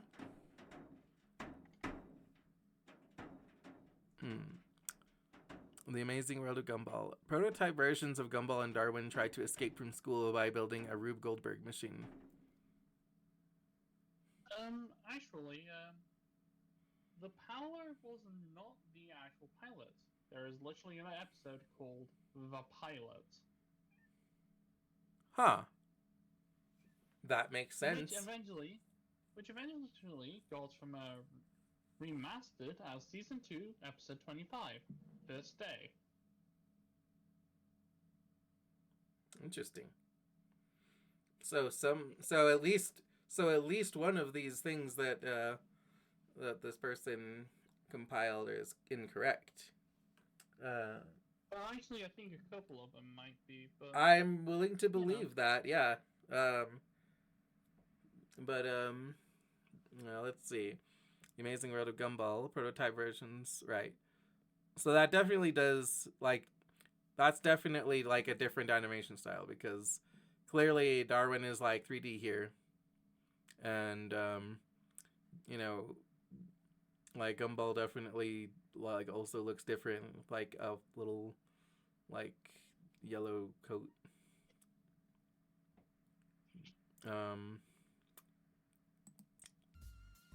Let's see.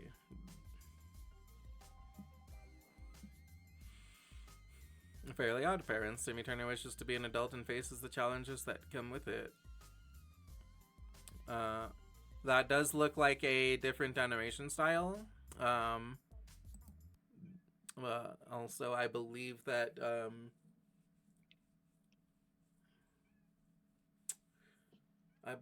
that was later adapted into a full episode.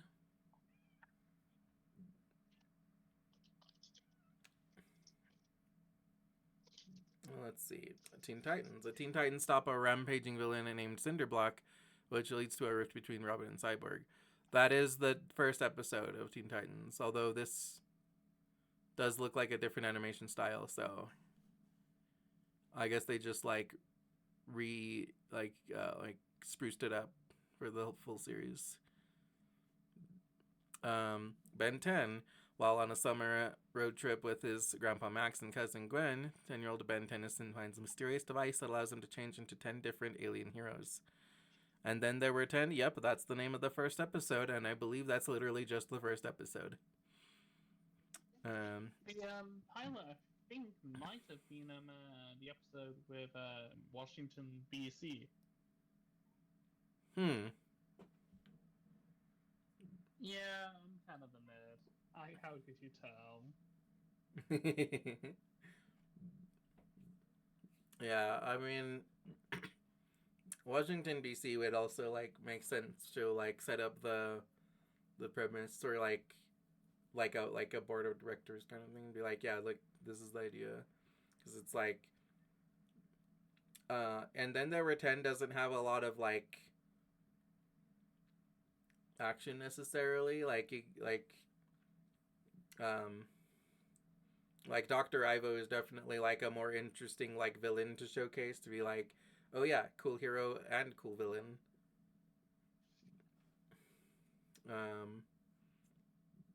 Yeah, that's what they're describing here is definitely the first episode.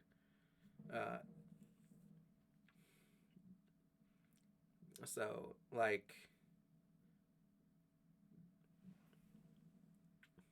yeah, if there is a separate pilot episode, this is not it.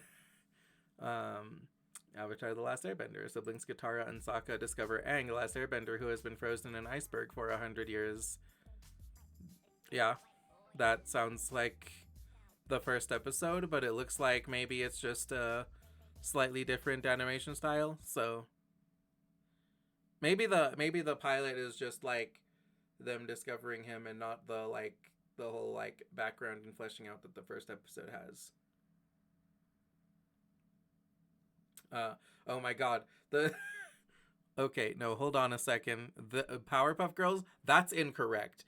The pilot episode of Powerpuff Girls was called the Whoop Ass Girls, and they beat the fucking Mojo Jojo. No, they don't fight Mojo Jojo in the pilot. They fight the Amoeba Boys, and they like in the pilot, the Whoop Ass Girls were made when Professor Utonium accidentally added a can of Whoop Ass to his concoction, and then they beat the Amoeba Boys by like flying them into the sun. So like, oh yeah, also the series was called was initially gonna be called Whoop Ass Stew. So well, there's that. Yeah, I know that about Powerpuff Girls. So this is incorrect. This is just the first episode of Powerpuff Girls. Gravity Falls. Dipper and Mabel Pines encounter supernatural phenomena after moving to Gravity Falls to spend the summer with their great uncle Stan. Tourist trapped.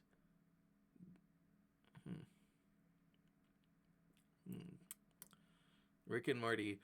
Rick takes Morty on a dangerous interdimensional adventure to obtain seeds for Omega trees. I mean, that definitely does look like pilot Rick and Morty. It looks like one of my crappy like MS Paint drawings. Yep. That was the pilot of Rick and Morty. Is like it was just making fun of like Back to the Future, basically. Futurama. Fry, a pizza guy, accidentally freezes himself on New Year's Eve, 1999, and wakes up 1,000 years in the future. Yeah, I believe that. That's the premise of the first episode. Same with SpongeBob and South Park.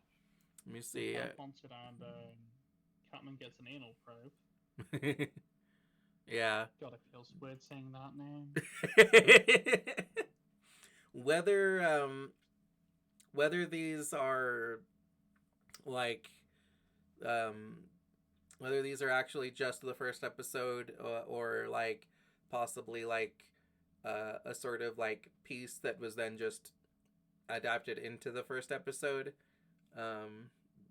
Yeah, these are like describing first episodes. Family Guy.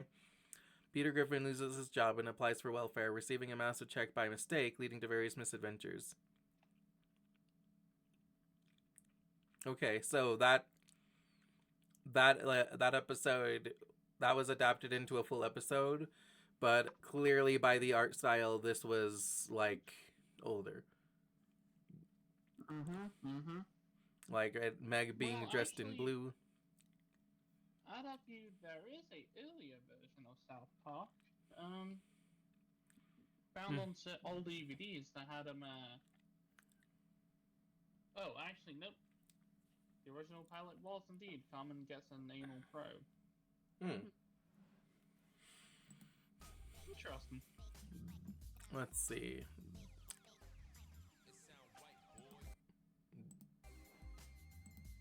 Oh, fuck. No. Get the fuck out of here. I wasn't done watching that.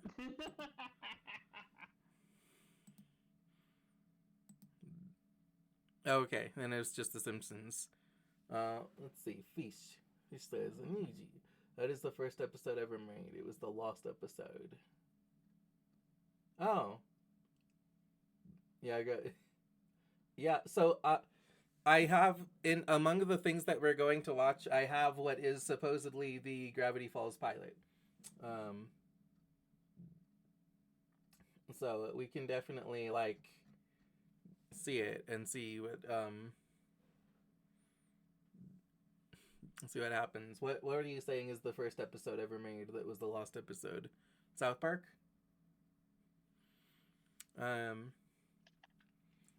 Let's see. So we've got The Simpsons, originally aired on Fox.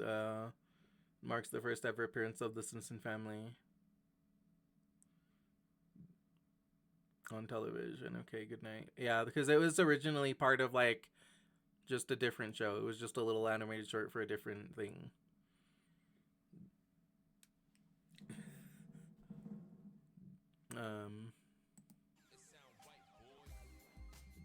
Okay. Yeah. So that's done.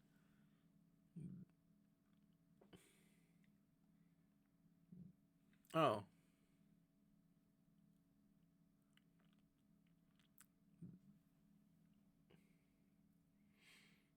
Yeah. So Family Guy, it was like it's clearly a different art style here. Like Meg's dressed in blue.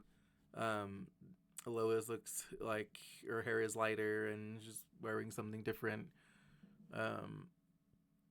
So that definitely does look like a pilot episode. So I think that the pilot episode of Family Guy was then just adapted into a regular episode later. Next, we have another pilot episode called Sydney the Songcat. That sounds adorable. Awaken to a world of wonder in Final Fantasy XIV Online. Get out of here, Final Fantasy XIV Online. No, don't get out of here. It's a good game. Listen, I just don't want an advertisement for it right now. Nothing. Like, listen, listen. Nothing wrong with the Final Fantasies. It's just I don't want it on my screen right now while I'm watching pilot episodes. Unless you can show me a pilot episode of Final Fantasy. Well, I can show you beta versions, which I guess are pilots. Oh, fish. It sounds like them's fighting words to Cinder. Oh. Fish says, "Hey, Final Fantasy sucks." Well, Final Fantasy, I mean, it's not everyone's cup of tea. I understand. That's fair. I mean, like, I've played a little bit of Final Fantasy, but I played just a little bit of, like, I played, like, a chunk of, like, 1? One of the NES ones. It's the truth. I'm sorry, that game. Well, to be fair, you haven't played one of them. I mean, 16 looked really cool. I saw somebody, like, playing it, and it looked really fucking badass. Yeah, you can be a kaiju giant thing. Yeah. Thing, and beat up giant things. It looked really fucking cool to play as Ifrit. And someday... Ifrit. Well, I mean, fair enough. Technically, the mythological creature that is derived from would be pronounced Ifrit. Ooh, so it's Ifrit. Like feet. Yeah, because like an Ifrit is like the most powerful class of Jinn. In like in its folklore, it was like they're like made of fire and stuff too. Yep, that's Ifrit, alright. Mm-hmm. Oh, sorry, Ifrit.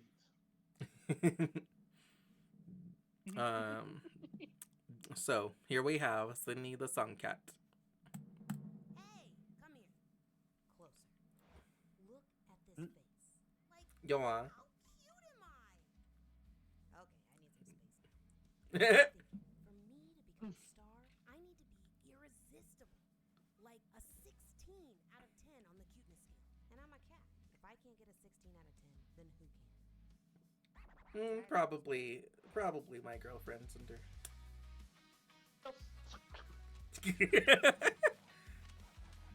I am being this silly. My name's Sydney. It sounds like Sydney's some sort of like normal. Spotlight.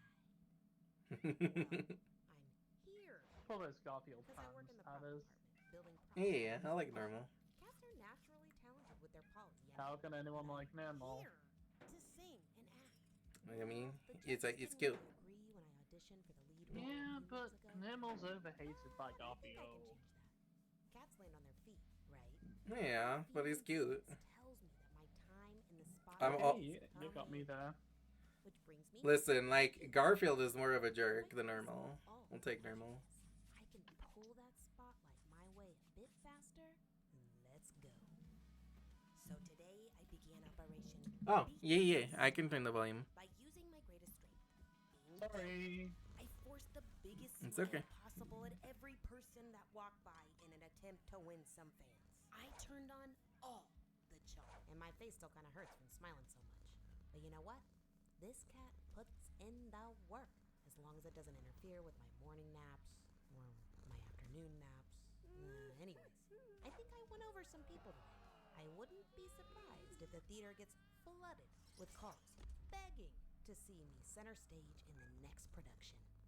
It was exhausting. I couldn't do it every day, not without serious amounts of catnip anyway. I needed a nap after the first 7 minutes. Okay. So thinking back, I didn't win the masses, I thought. Maybe I didn't purr loud enough? Oh, it looks like the last person is about to head home for the night. I am going to find my way into the spotlight. Tomorrow's another day. Let's sing about it.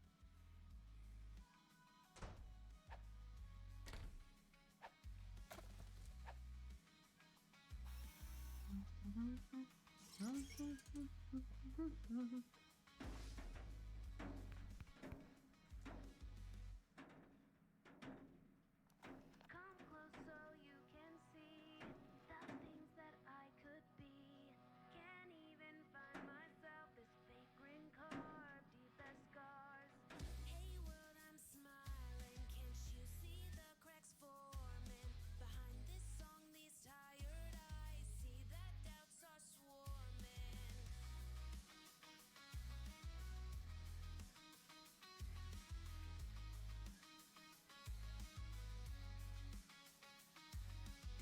These painted lips keep the questions from tumbling out. How many faces can one wear before tasting doubt? My eyes scream not enough. My mouth says cheers. Hold this mask tighter till the painted ink smears. Plastic grins for the win. Yeah, they love you when you shine behind the smile. It's all just a design.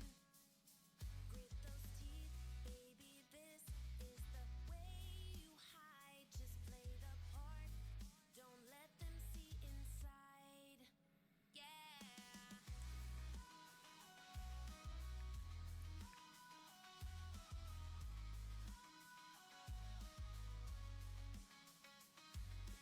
Night falls heavy, that mask feels heavier too. Well, this is Sydney the Songcat pilot. To you, smile so wide it cuts Elfish, you are not eating you're not eating the kitty. to cover up the flaws.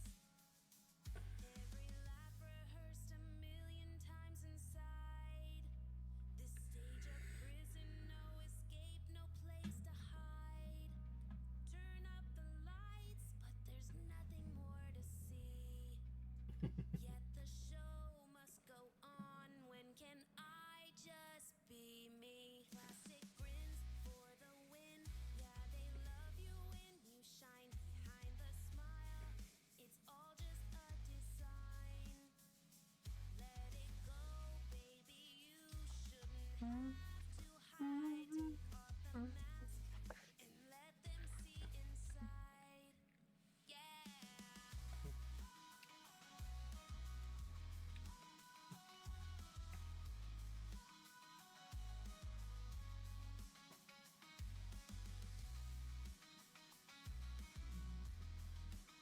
Yeah, that's cute.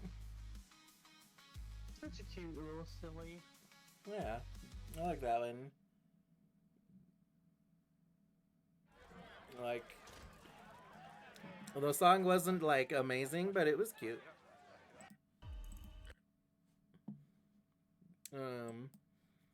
You know, cats are cute, so it's always that. She just wants her time in the spotlight. Yeah, relatable too. Like, that's relatable to me. Like right now, I'm also pandering to people to get attention. Hey, but you're not putting on a fake grin. That's true. My smile is very real. Is it me by any chance? Of course.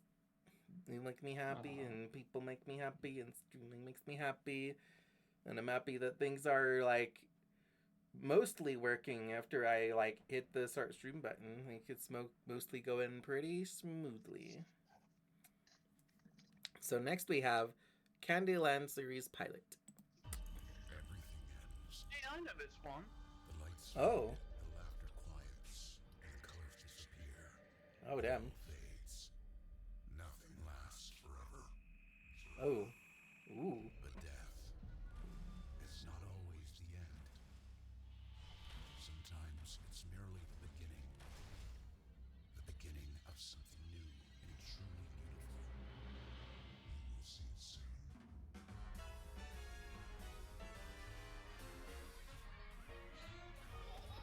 Yeah, for real. Like Enjoy your stay, kids. yeah, this is some FNAF shit here. It is. It literally is. Ooh. Adorable. Yes, yes, yes. All right. 2 special sugar clouds are coming right up. Ooh. Nice. Mistakes made. Hi. Hello, Susie. Hi, sweetheart. What's your name? Martin. Lovely to meet you, Martin. How about a taste of our signature cotton candy? As Candy Kangaroo says, a little sweetness goes a long way. You must know everything about Candyland. So tell me, what can I do for our biggest fan? 2 blueberry cotton candies, please. 1 for me and 1 for Mr. Smiles. Oh, you're so sweet, Martin. Smiles loves these. Stay here. I will get the ingredients. Open them quick, kids. The monkey's trying to escape the rabbit. Sorry, it's all gone. Not fair. What I'm gonna do? Aw. Don't worry. Candy's grand show is starting soon. If you hurry, you can get the best spot.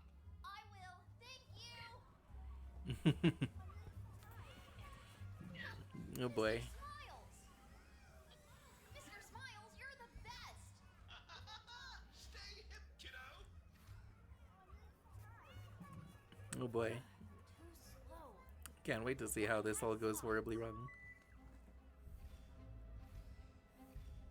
Hmm.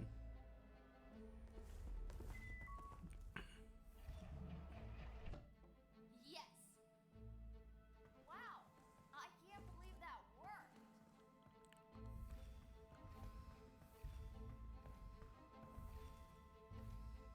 telling you, this place has the best snacks.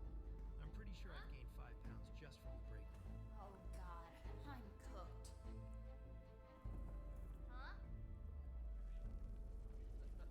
You know you're not supposed to eat the candy in the security lounge, right? It's for the guests. Yeah, well, I'm just making sure it's up to standard. Quality control, you know? Yeah.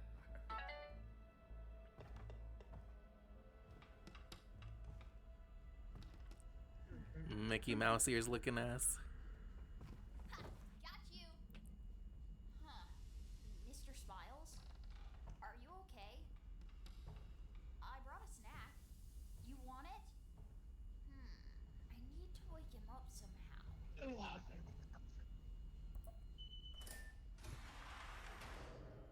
Oh, you're gonna get killed. You're gonna get jump scared, which means we get jump scared, idiot. Cool. Let's see what these buttons do. No, don't push random buttons, idiot. What does this button do? Reach. It. Come on.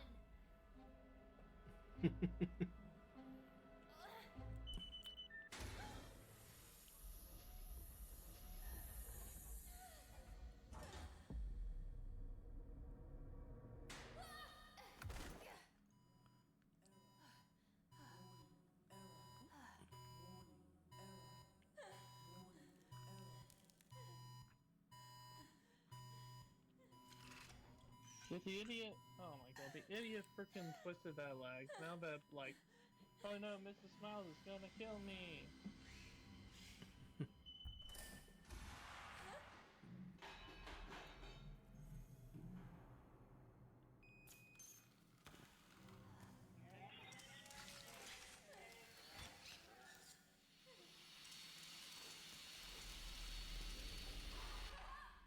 Easy when they get me. Me. Cool, I like that one. What are you still doing here? You still have not downloaded Pi Ad Yeah, Block? get the fuck out of here. Ad for ad block. Okay, so this one's just like a minute and 30 seconds. This is Far-Fetched pilot teaser. So I'm not even sure if this is the Far-Fetched? Well, you know, maybe it's here in the teaser. Or maybe you're just being teased with the idea of a Far-Fetched. I am being teased with the idea of a Far-Fetched. Let's see. So I'm not sure if this is an actual pilot or if it's just a teaser for the pilot, or if they didn't know whether to call it a teaser or a pilot, but I guess we'll find out. I'm just laying the breadcrumbs for when we make it big. Isn't that right, Rue? Yeah, of course. Ooh, Everyone loves a good origin story. looks adorable. They usually start with hard work, so make yourself useful. Hey, Quinn! Wedding party? Or desecrated corpse? Oh, duty calls. Think fast. Coming, Piper. Typical. Slow down. Oh, that look just cute, adorable.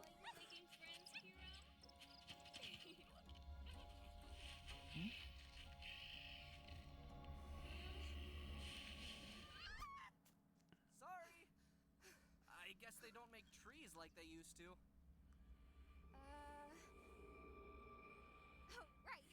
People, this is our lead singer and lighting expert, Griff. Huh, lighting expert. You hear that, Kira? I got a promotion.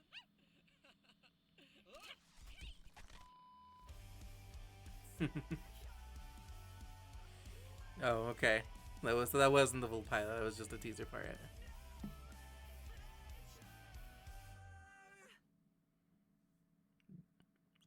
Okay. Okay, so we'll get the full pilot, and then you'll get a Far-Fetched. Yeah, you got Far-Fetched.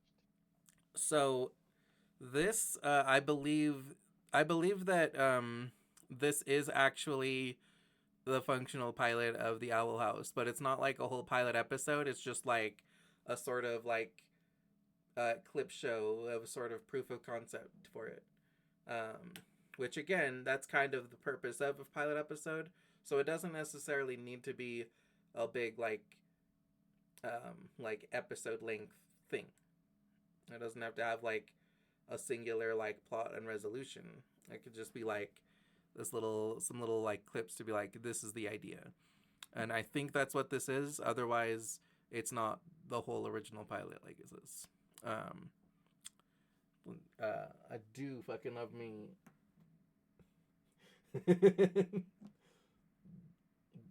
Yeah, I do like it. I do love me the Owl House. So this was really cool for me to see. Next time on The Owl House. I want to be a witch. Will you teach me? What? Oh, no. That's not gonna happen. Besides, humans don't have magical powers. I've also seen the entirety of the Owl House. King used to know magic. He can teach me. I have. Okay, Me. together, back straight, inhale. Now take all that repressed anger from being picked on and called a munchkin and being mistaken as a teddy bear. Let it all out in a blast of fire so hot it will melt the bones of your enemies. Now fight! I'll befriend students at the Magic Academy and learn from them. Hi, I'm Paulina. Oh. I can fix that. Oops, I can fix that. Oops. I'll hunt down the most powerful wizards and steal their secrets. Rip.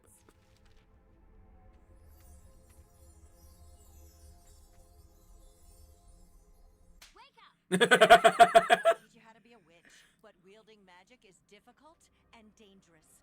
Think you're ready for the challenge? How hard could it be? I'll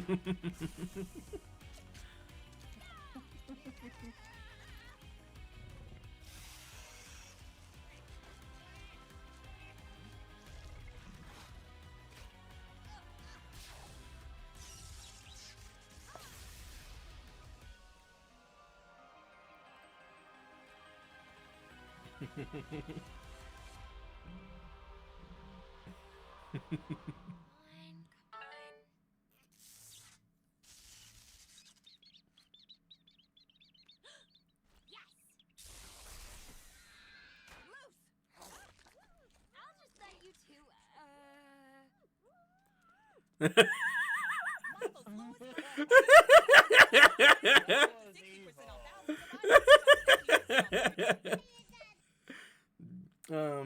Yeah.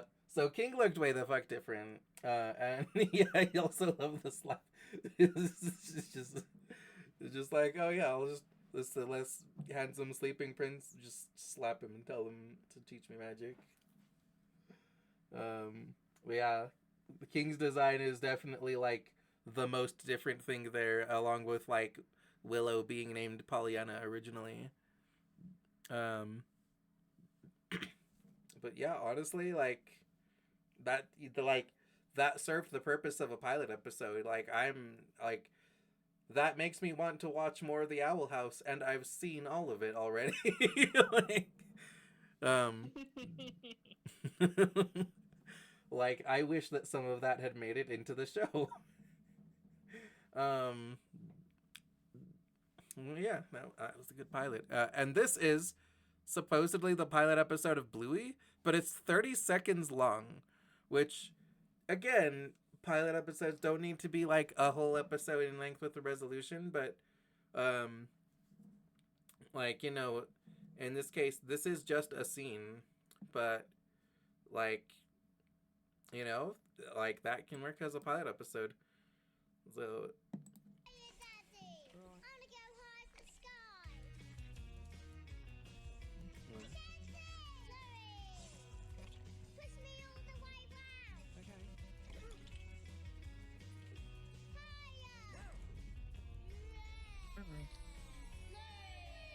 In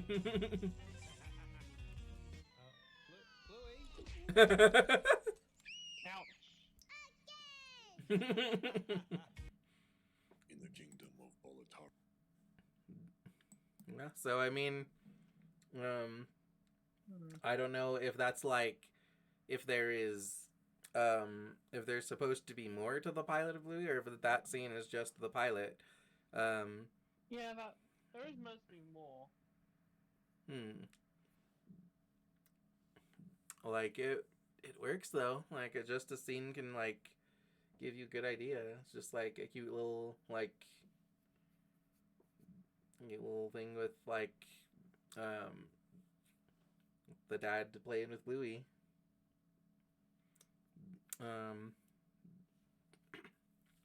And I saw like a good bit of Bluey last year in the hospital. When I was like all icky sicky with my stomach. I was like in the hospital for a week, and then like, you know, I had I was bedridden, so I was mostly just like sitting there watching TV, and most of what I watched was Bluey, and Bluey's really fucking good. Like, like I would like if I'm ever responsible for a child, I will 100% have them watch Bluey.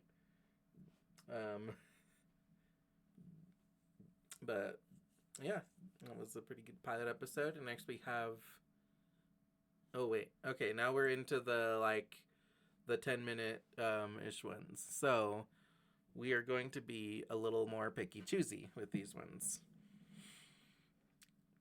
So let's see.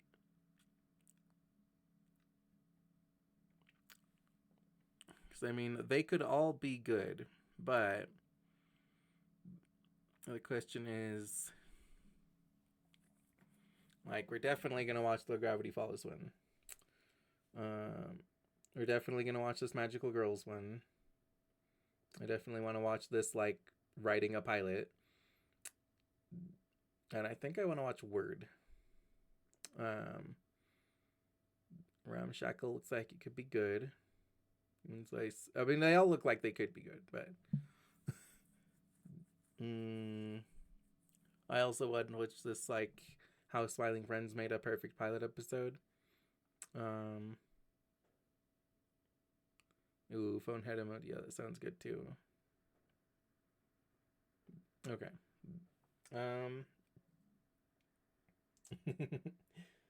Yeah, Blue is great. And Fish, while you're here, let me know. Like, my message should be pinned of asking what which of the longer pilots you want to watch.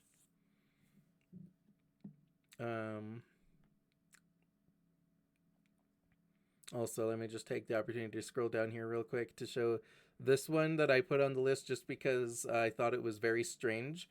WCID 25, The Dust, pilot episode season 2.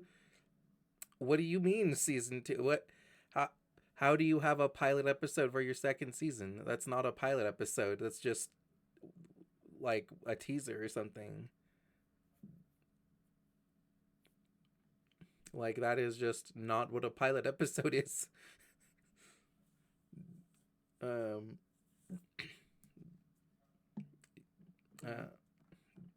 Anyway, let's see. You know what? Let's start with this building a TV series, episode 1, writing a pilot. Let me guess. You're thinking about going to therapy. And as a therapist myself, of course I'm going to say that's a great. So I've talked a lot about writing a screenplay for a feature-length film. And now I want to walk you through writing a television show, starting from how to write a pilot, then talking about the philosophy behind a particular show, then going through the characters and character change over the course of a season, and also talk about the structure of a TV show. Today I want to look at how to write a strong pilot. I'll show you the purpose of a pilot episode, how to write a pilot well, and how to set your story on the right track. Let's begin. As a writer, you'll usually not write an entire show or an entire season of a show on your own.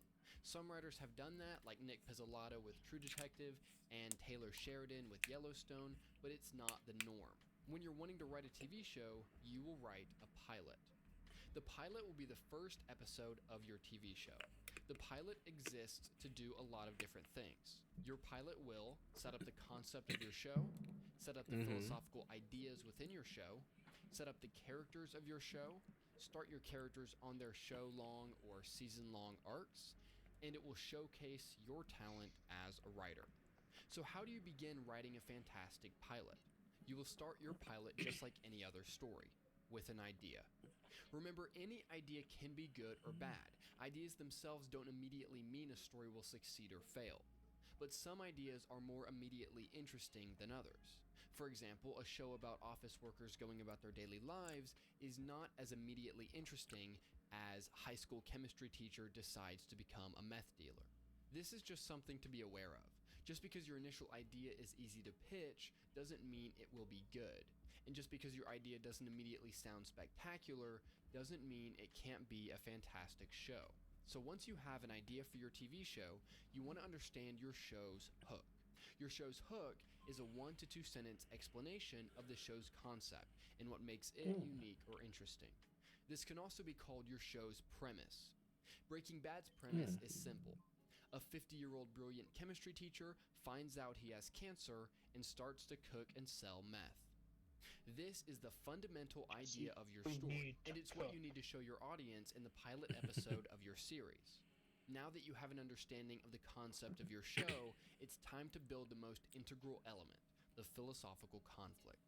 Fun concepts can hook an audience for a little while, but what keeps an audience coming back to a show again and again will be the core philosophical conflict taking place at the center of the show. Breaking Bad isn't just about a chemistry teacher who decides to cook meth. It's about something much deeper. When we meet Walter White in the beginning of the show, we meet a man who is essentially sleepwalking through life. He is intelligent, a brilliant chemist, and has won a Nobel Prize, but he is not respected. He teaches disrespectful high school students at his main job, and then gets yelled at by his boss at his second job. And on a particularly bad day, he has to clean the wheels of his student's car.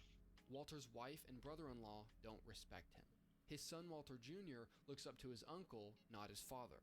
Walter is a man without control and without respect, and inside, he desperately wants both. When Walter is diagnosed with cancer, suddenly his world changes. Instead of living passively, the cancer wakes him up and it jolts him into going after what he really wants. Walter is awake. He is finally going after the power and control he's always wanted. Getting cancer changes his beliefs. Breaking Bad is not just about a high school teacher becoming a meth cook. Breaking Bad is about a man who is taking action because of a sudden change in his philosophical beliefs. This is how you need to look at your story as well. What are your characters lacking at their core? What do they truly want? Not just externally, but who do they want to be? Do they want respect? Power? Control?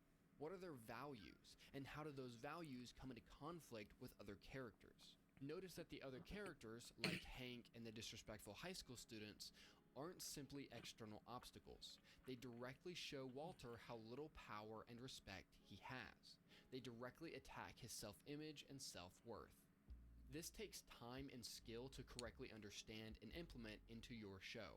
But learning how to do this will be the singular most important thing you can do to strengthen your writing. Once you have an understanding of the different beliefs and ideas within your story and how your characters will act upon what they believe, you can begin structuring your pilot episode. There's a great video by Lessons from the Screenplay where he breaks down the structure of the Breaking Bad pilot, and I recommend you check out that video. I will be taking a slightly different look at the structure of the Breaking Bad pilot, but I recommend watching his video as well. The Breaking Bad pilot starts off with a teaser. The teaser of your pilot is built to hook the audience into this episode. Teasers are usually very short, around 1 to 3 pages. The goal is to get in and get out and simply leave the audience wondering what in the world is about to happen in this show. Breaking Bad's teaser starts with a flurry of action. An unknown man wearing a gas mask drives an RV through the desert. 2 dead bodies slosh around in mysterious liquid behind him. The RV crashes, forcing the man to prepare to face the police in pursuit of him. He takes out his gun, ready to fight. This teaser is intense and gets the audience hooked into the rest of the show. Now, the rest of the show follows a 4-act structure. But rather than taking a look at each of the acts, I want to look at the story as a whole and examine how it works within the story circle. If you've watched this channel, you know I've covered the story circle at length. Links below for detailed videos on the story circle. The story circle is a fantastic way to write any story, from a novel to a short script, and it works great for an episode of television as well. Let's take a look at the Breaking Bad pilot and look at how it fits within the story circle. In the beginning, we meet our main character, Walter White. He is intelligent but bored, mentally strong but powerless. We see what Walt wants even though he doesn't go after it. He wants respect and control, and we see his reaction towards others who belittle him. At the end of Act 1, Walt collapses, and Act 2 starts out with Walt's unfamiliar situation. Walt is crushed by this news, but he adapts when he goes on the ride along with Hank and sees a former student of his fleeing the crime scene. Walt continues to adapt and teams up with Jesse to cook meth, and it is here we begin to get a stronger sense of what Walt really wants. Walt is continuing to adapt. He invests thousands of dollars into this new enterprise and steals from his high school. Act 4 of the pilot brings us through the rest of the circle.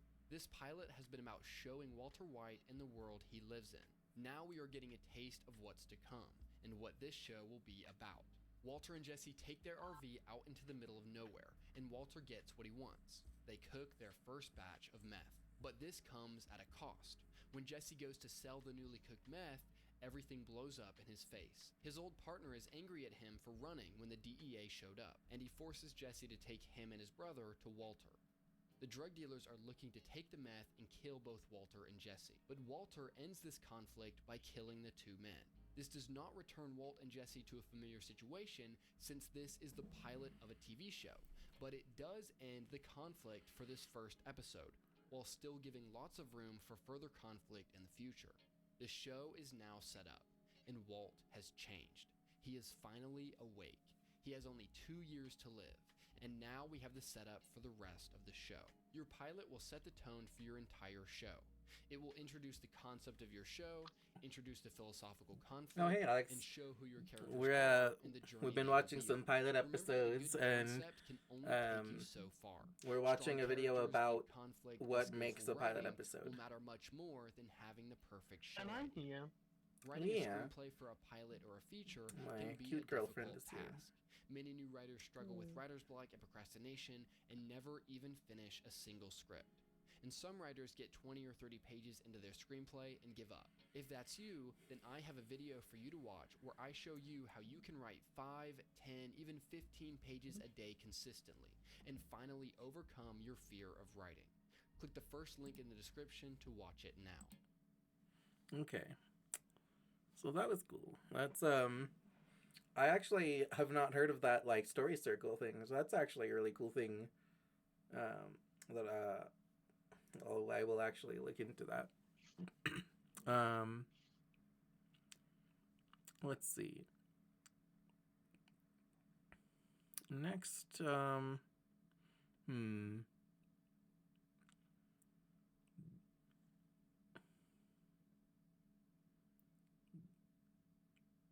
let's watch this one. Pretty please. I don't want to be a magical girl. Ooh, I would be wanting to see this one. Hi everyone, I'm Aika, a normal girl of average. Wait, the volume of what? The volume of me or the volume of the video being played?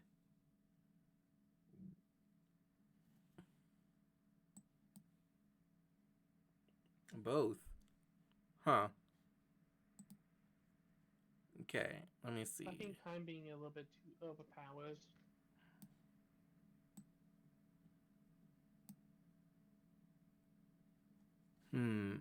Okay, well, let me turn the desktop audio in general up a little bit, and then I'll turn the audio of the video itself down a little bit. How's that? Hi everyone, I'm Aika, a normal girl of average talent living an unspectacular life. I just moved to this quiet little town where nothing ever happens, and it's great. Man, why am I running? I'm not even late. Woo! Okay, we're back. Here we go. I guess I'm just excited for my first normal day of normal high school. It might sound boring to you, but to me, it's everything I've ever wanted, and I can't wait. You good? You're kind of standing in the doorway. Great. Go ahead. My apologies. It's chill, thanks. Actually, if you Ooh, have a second, a follow. here. Think you could show me the way to my first class? Well, thank you for following, Alex.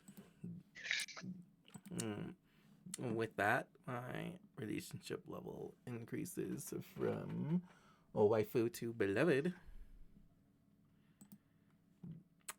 And we're almost at 7 hearts.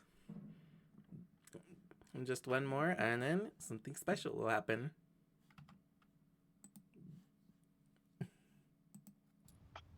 Looks like we're in the same first period. You can follow me if you want. Where was I in my narration? Oh yeah! I can't wait for a fresh start!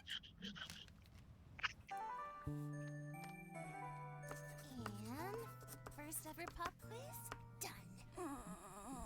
You see, Alex, I have a relationship level with Chat-kun, and when I reach the max relationship level, something special happens. I too am still working. Oh shit! Hey miss, can I please go to the bathroom, please? What? Oh, sorry, Aika. You gotta finish your quiz before leaving the classroom. Thanks, miss. See you tomorrow. But You're doing great work. I love you. I needed that today. I'll let it slide.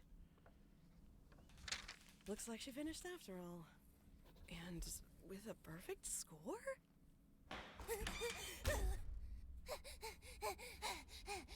Phew. Guess I'll hide out here for a while.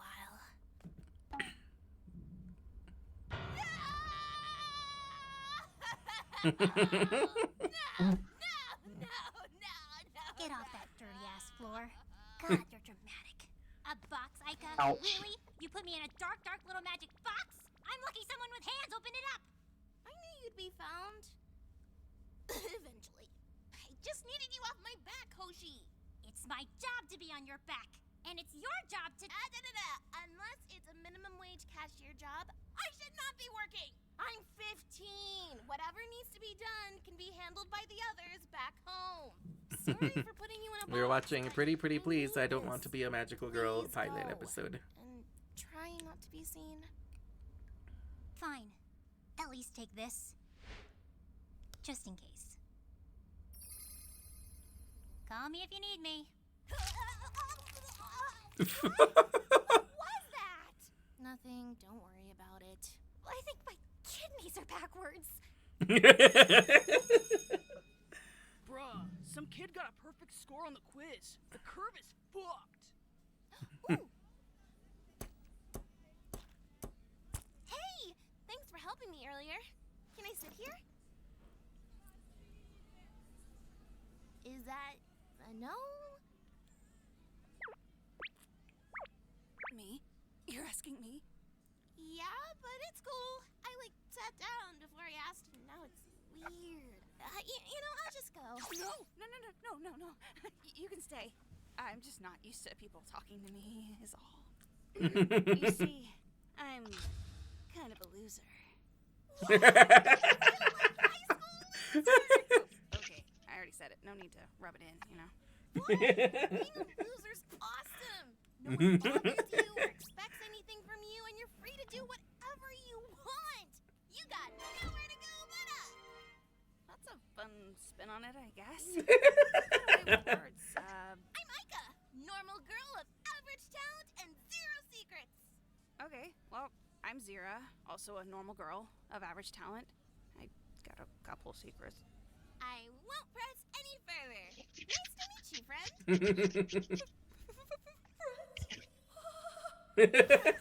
Aw. That's bad. So, what book you got there? It's just one of my That's favorite bad. mangas. Moon Sailor? Oh my god, yes. I know it's kind of childish sometimes, but it has cool lessons about friendship and being a hero, and... You know what? You can just hit me with your car if you want. It's fine. No. The manga's great. Don't get me wrong. It's just the genre. Oh no, it's a monster. Is this normal? Why are people running? Oh, is this one of those fire drills?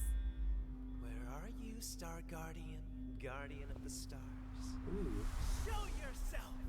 Ooh. Oh, Kurt, it's not Base boyfriend from freaking Omori? Leave our school alone. This is really dangerous, you know. Zira! Who even are you? Are you talking to me? Oh, I'm sorry. I could barely hear you. You're so small and insignificant. But if you must know my name, it's Eclipse, Servant of Darkness. Zira! Edgy. Go away! Come on! Oh, and who might you be? Shove it, Moon Man! Let's get out of here! A Moon Man? How dare you, worm!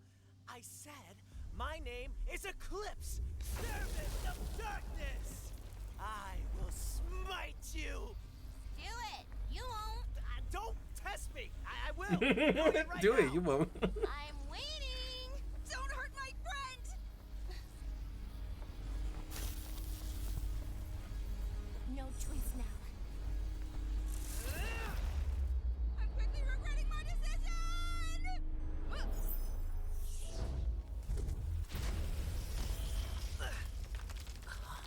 Aha! There you are, Star Guardian, Guardian of the Stars. I knew you were here.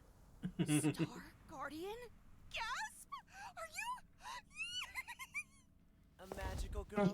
Yes, she is. And not only that, she's my arch nemesis, and also... Double gasp? Magical love interest? Ew! Haha, No! yes! Gosh, threw up in my mouth a little. You know what? Let me just get this over with. Triple gasp? Are you about to do a magical girl transformation? Oh. Yes, I knew you'd That was so funny. forget what comes after triple gasp. Oh Oh my god. I consider myself more of a magical friend, but whatever. It's time to wish upon a star, Aika! Yeah, I wish, you know what I want. Good enough! I love it. Is that a lead pipe? Yep. I don't understand. What's a lead pipe gonna do?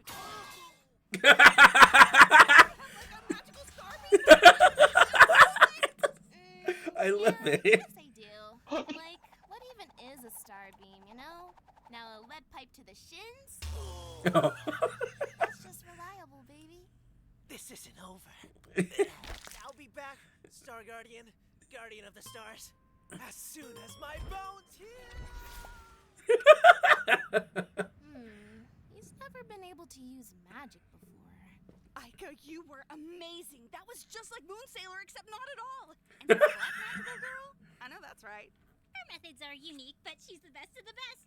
Can you believe she ran away from it all? And put me in a dark, dark box? Yeah, still mad about that, by the way. Ran away? Why? Well, truth be told, I don't want to be a magical girl. Oh, man. Yay, it's time for class! Magical de-transformation. That's so great. I love it. Just like, that's a transformation to be a normal girl. Wow. Yeah, that's right. We have a magical de-transformation. No. Stupid. I shouldn't. Hey, is it cool that I know your secret identity? Oh, yeah, about that. I have to kill you now. What? I'm kidding. Jeez, you scared me. See what I have to deal with? Wait, that Eclipse guy knows where you are now. Think he'll be back? Probably, but as you saw, he's not much of a threat.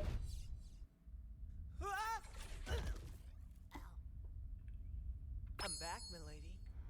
Well, that went poorly, didn't it? You hardly used the powers I gave you. I suppose I got caught up in the moment, but I found her. That's good, right? Please, I need this. That's a fine start. All that matters is that we finish it. Nice. I That like that. was just okay. That's like somehow Madoka, but you inverse the frickin' deconstructions of magical girls.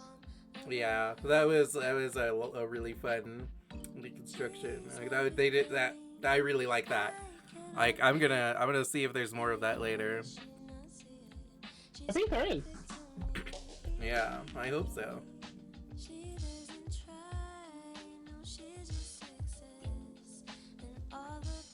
Like once they get a little like increased magic, once they get a little increased budget for stuff, that'll be like,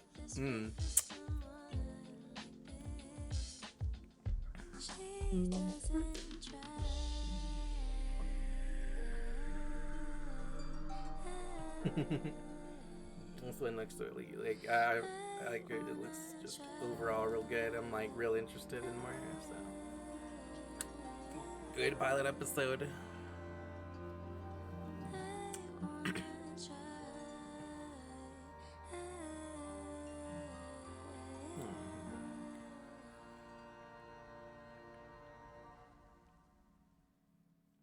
Even has adorable little stop button. Yeah. All right. So,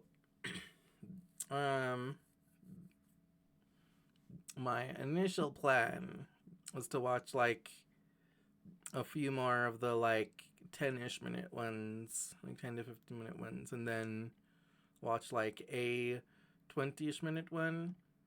But I think what I should do instead is try a game.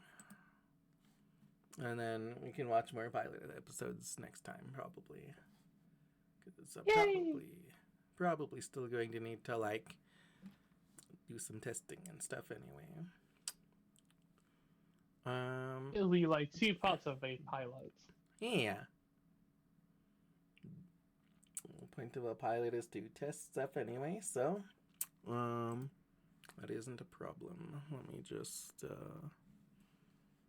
go and get the game. Wait.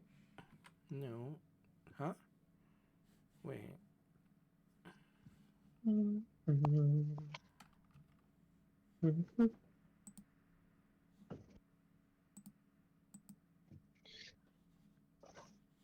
just love how stupid, like, the freaking Star Guardian of the Stars. It Yeah. just has this stupid name. It is. Okay, well, that's kind of silly. It's like not the full screening. That's okay. I've got this.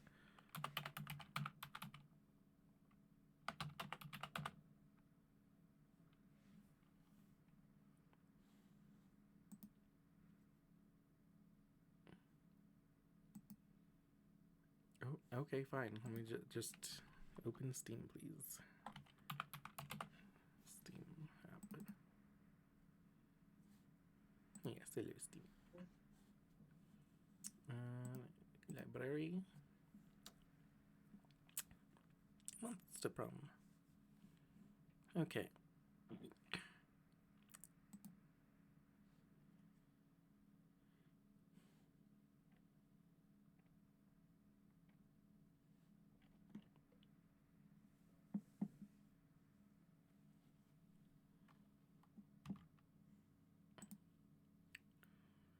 Now I'm going to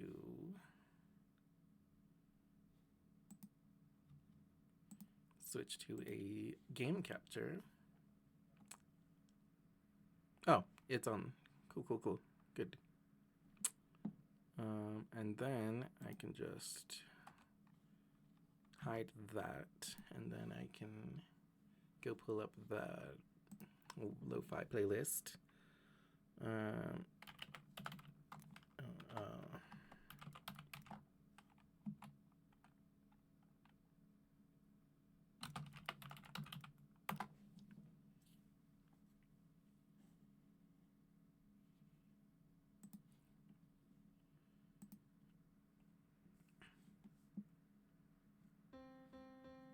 Yep, get the hell out of here, ads. Who needs ads?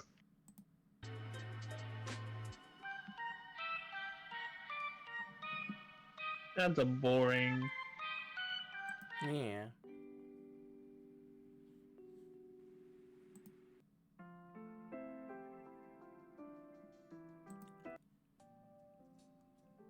Let's see, what do we like for Monster Prom?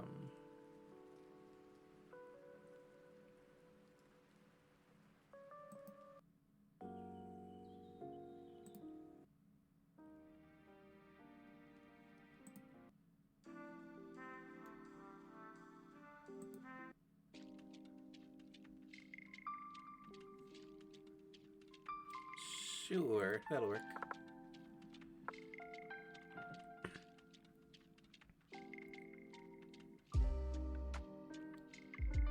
Yeah, so we're going to play a short game. It says that it is around 30 minutes. It will probably take me significantly longer. Spooky High School, the sweetest years of our lives. Back then, we were young and unafraid.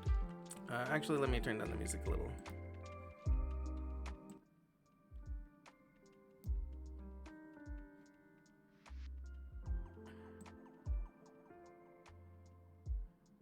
Yeah.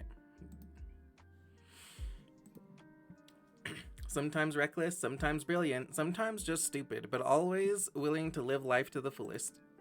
We were on a wild journey to discover who we really were. I am the hottie.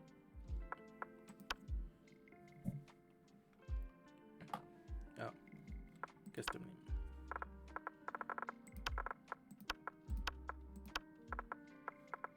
Okay. Oh, wait, hold up.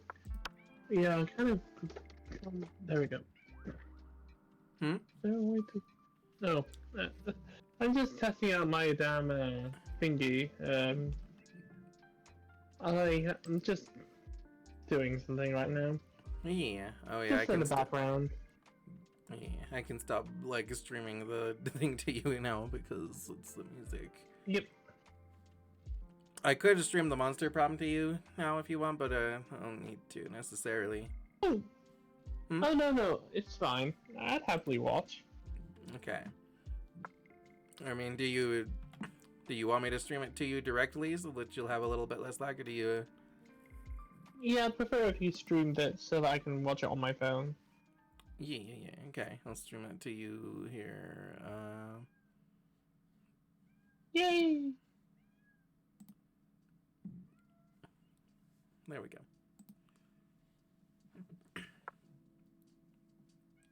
Okay. Showtime. And we had yet to experience its ultimate challenge, the Monster Prom.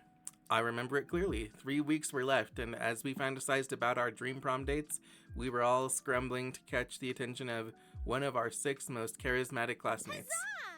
Miranda Vanderbilt, 19, a sweet mermaid princess who was as cute as she was genocidal. Damien LeVay, 21, a fearless demon with a taste for destruction and a love of fire. Scott Howell, 21, a werewolf athlete who compensated for his rather small brain with a stupidly huge heart. Liam DeLioncourt, 4XX, a hipster vampire whose standoffish demeanor hid that he was truly a lovable dork. Yay! Polly Geist, 22, a party ghost with an insatiable hunger for all the wrong things. What? And Vera Oberlin, 23, a mean self-made gorgon with a merciless sense of business.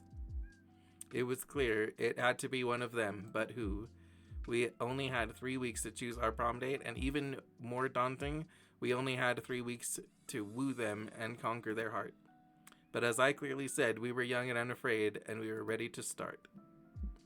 3 weeks. We only have 3 weeks to live. Welcome to Monster Prom's stupidest pop quiz ever. All minds are rotten, but they are rotten in so many different ways. Worry no more. We're now using our PhD in bullshit to diagnose which kind of deviant sicko you are. Monster Prom's stupidest pop quiz ever, TM, will throw a bunch of absurd questions at you and turn your answers into your character's stats. This way, each of you will start by having stats that better reflect your true selves. Let's start. If you had to have sex with an animal, which animal would it be? A swan. Excuse me? Yeah, I read that correctly. Excuse me?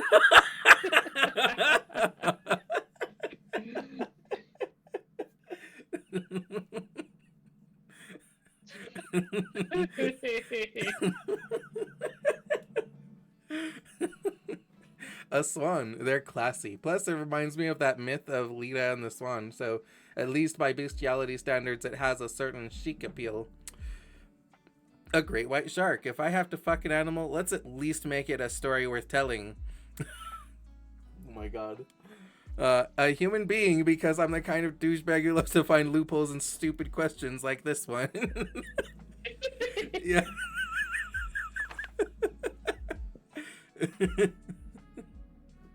I'm definitely one of those sorts of people who find loopholes. Yeah. School is outdated and lame. We need a new school subject ASAP. Critical thought. I mean, damn, this country could really use a subject like that in schools.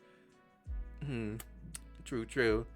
Turning people into your puppets through emotional warfare and deception. 101. How to correctly punch a crocodile without terrible consequences. I like that too. I'm gonna go with critical thought here. I'm getting the smarts, but if you were an ice cream, which flavor would you be? Ooh, yeah, rainbows and gummy bears. I'll read the other ones though, just to just to see. Tequila and Coke, Rainbows and absolutely gummy not. bears. Meat, no. Spicy chocolate, no. Chocolate on fire, no. Success, no. Double creme de la gruyere and meringues. No, yeah, rainbows and gummy bears.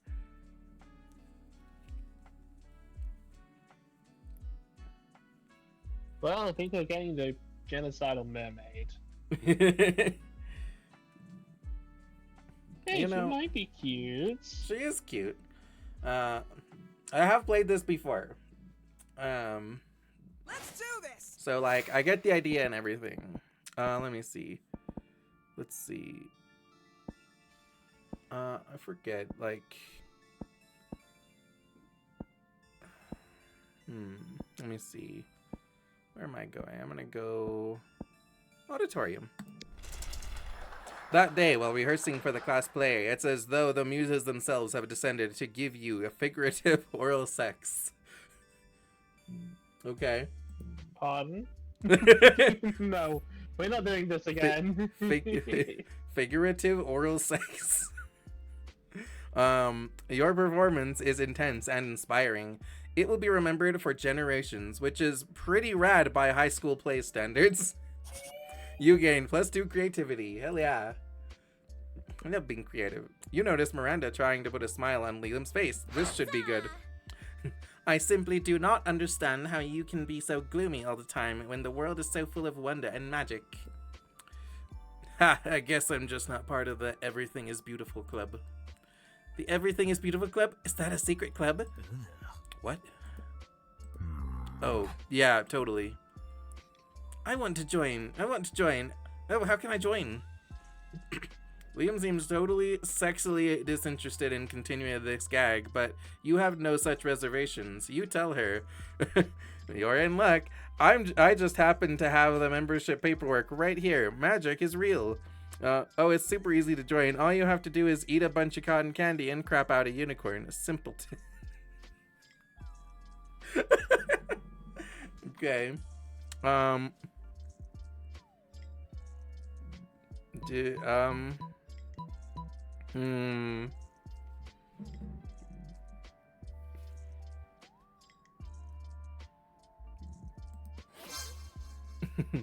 You had Miranda some membership forms you whipped up in Picture Chop. They're totally fake, but she's loving it. Miranda fills out all the forms, then skips off to mail them to 1234 Fairy Dust Lane. Aren't you worried about what'll happen when she finds out you made this whole thing up? You are, kind of, but when you run into Miranda... Oh my god, shut the fuck up, ads. You are kind of, but when you run into Miranda later that week, she's super excited. It worked. The Everything is Beautiful Club accepted my application. They said I'm the first applicant they've had in centuries. Recruiting is hard when you're a super secret club. They even gave me fun glittery stickers to put over ugly things to make them beautiful. But I haven't used any of them. You know why? Because everything is beautiful. Miranda lets you borrow some of her stickers. You're pretty sure you can find some ugly people to stick them to. You gain +2 farm and fun and +2 charm. +2 fun and +1 charm. Oh, I have ads because I'm playing spooky lo-fi music in the background. Because like the game music is like DMCA.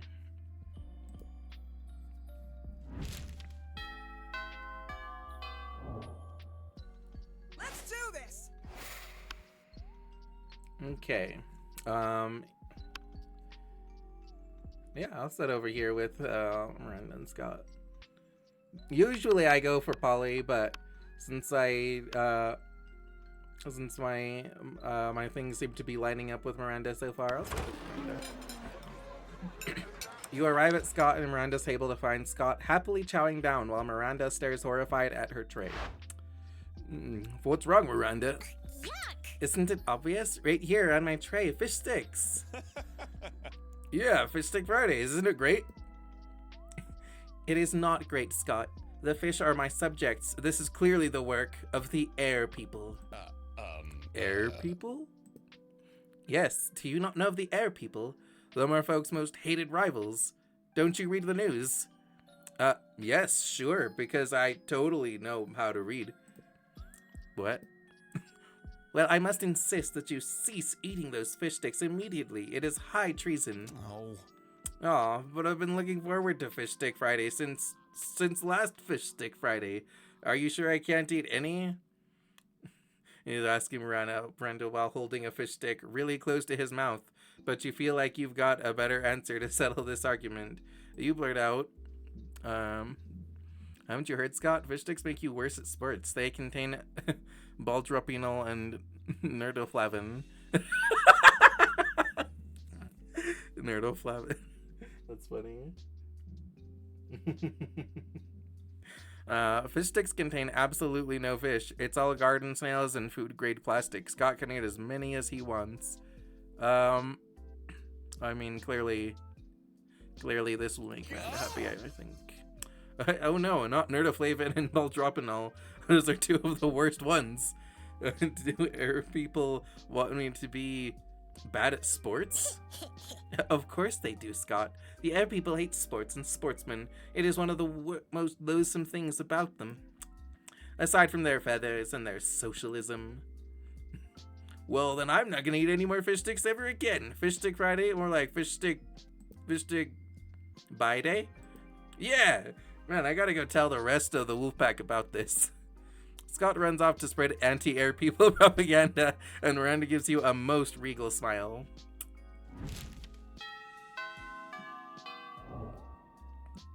Let's do this! Okay, so I've already been to the auditorium. I like it, but we'll broaden my horizons. Let's go hang out outdoors. Hey, stranger. Welcome to my little shop. Buy some shit. I have shit that will boost your stats, shit that will lead you into stupid new adventures, even some shit that might be much needed at some very specific moments. So take a look.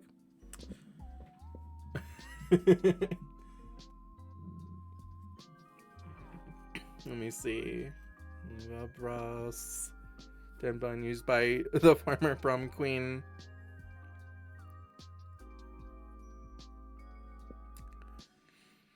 Blanket with 2 holes. Literally just a white blanket with 2 eye holes in it. You'd have to be an idiot to mistake this for a ghost costume, but most of our classmates are idiots. Oh my god. Why is there already more ads? Get the fuck out of here.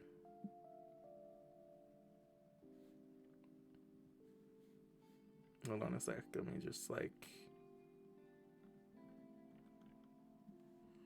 just put this big one back.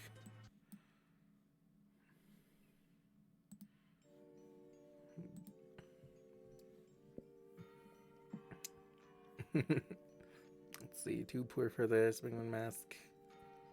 Fake badass tattoo. Some impractical yet kind of funny glasses. Let me see. A Russian novel with an insightful approach to universal matters such as love and death. A gift that keeps on giving. See, I'm wise enough to know when a gift needs given. PR agent. Sexy fake Latin accent. Why, the hottest thing is being yourself, honey, but a Latin accent is a close second to DH.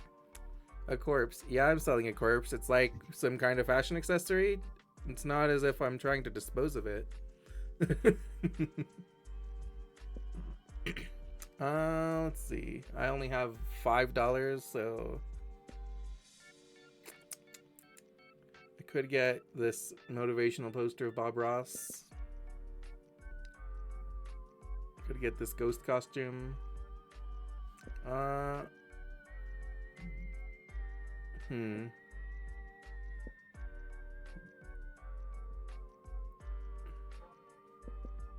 Okay. Oh wait, okay, so the corpse is an event. A blank with 2 holes is an event. I could get it. I don't have much money, but fuck it. Catch you later.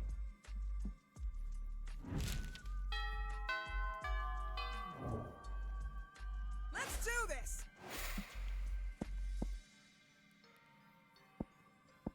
Let me see. Okay. Since my outdoors was Juan, I'll go outdoors again. That day during recess, you start a half-hour rave that goes full crazy. You have no idea how it escalates so much, but at one point there are like 300 people. Someone summons demons from a nightmare dimension. The consequences might distort the fabric of reality itself, but who cares? It's a rad party. You gain +2 fun. While doing all that, you've been carrying your newly acquired corpse as if it was a totally normal thing to do. But some people seem to think otherwise. Oh no, it's the 4 most hateful people in school. Why are you carrying a corpse, idiot? Psh, what a shameful display of distaste. Yeah, what a noob. Carrying around corpses is for noobs. Oh, a corpse. I love corpses and I'm super drunk. Okay, the 3 most hateful people in school and Polly.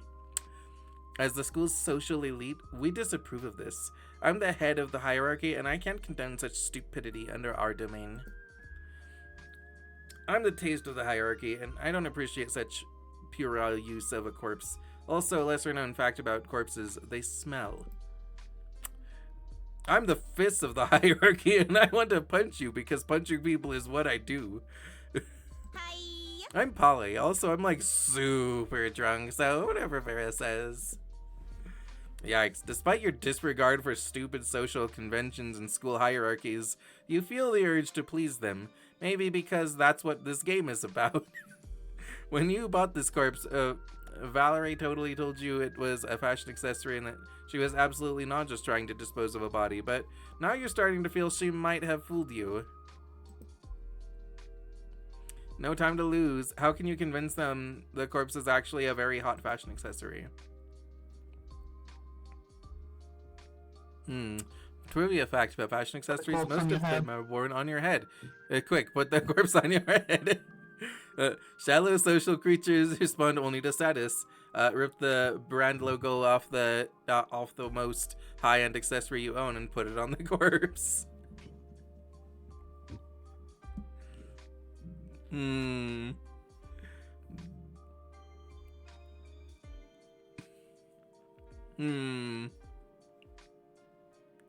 I mean, see, but that could be just brand falsification. If they're familiar with the brand, then they're just going to be like, that's not actually from that brand. Let's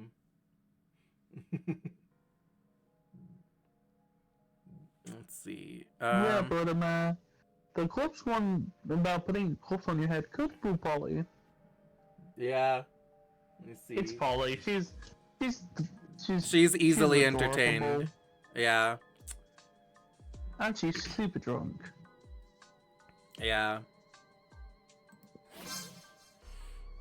Swiftly, you gather the corpse and you place it on your head. Your classmates remain silent, looking at you. The tension is great. You do your best to look serious and fashionable. I think what Nucci is trying to tell us is that this corpse is a hot fashion accessory. Yes, indeed. Most fashion accessories are worn on your head. Hats, glasses, earrings, hats. I think it's cool if she is wearing a corpse on her head and she is still, like, really cool about it. Fuck, I'm, like, big time drunk. Like, tomorrow my hangover will have a hangover. Wait, am I tripping or did you wear a corpse on her head? I mean, I did a bunch of super shrooms earlier, so I might be tripping. You're not tripping, Polly. Well, you are tripping, but also Niji is in fact wearing a corpse on her head. And you know what? She is doing it in such a confident way, I hereby conclude that a corpse counts as a very hot fashion accessory. It would also be a pretty convenient way of disposing of the many corpses my ventures might or might not produce. I agree, confidence is what really counts when deciding if something makes for a good accessory, even if that something is completely not hygienic nor healthy. Still drunk. And so all of them signed the decree that establishes a corpse as an accessible fashion accessory as high school social bureaucracy requires. Today is a bright day to have a corpse in your possession. You gain +2 charm and +1 smarts.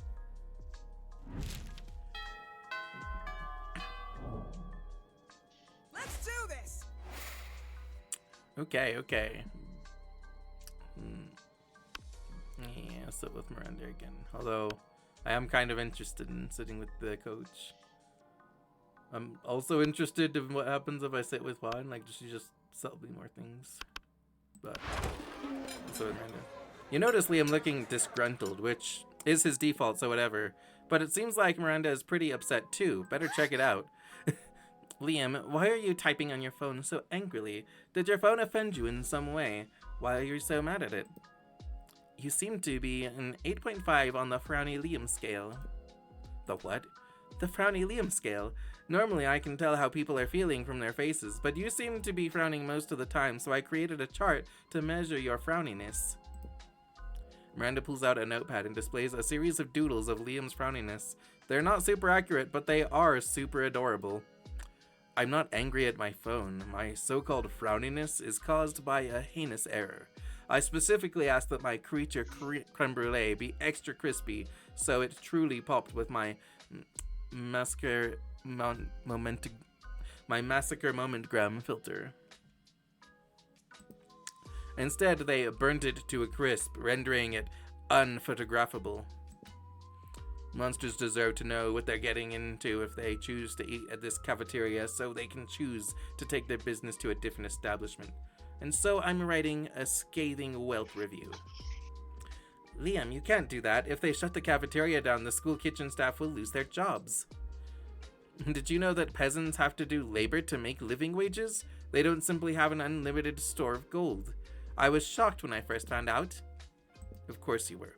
If the kitchen staff want to earn their wages, they should have been better at their jobs. I am simply the merchant of truth.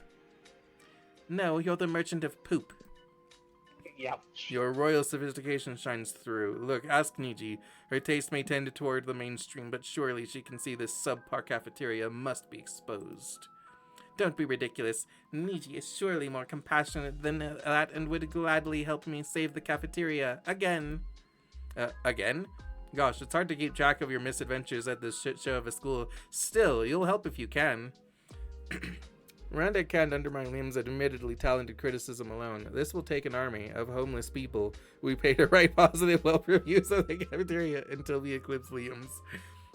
Leon, one lone voice simply cannot shut down this cafeteria, at least not the voice of a high schooler. Let's get a renowned food critic to write a Pulitzer-worthy expose of the to be published in the worst widely read periodicals.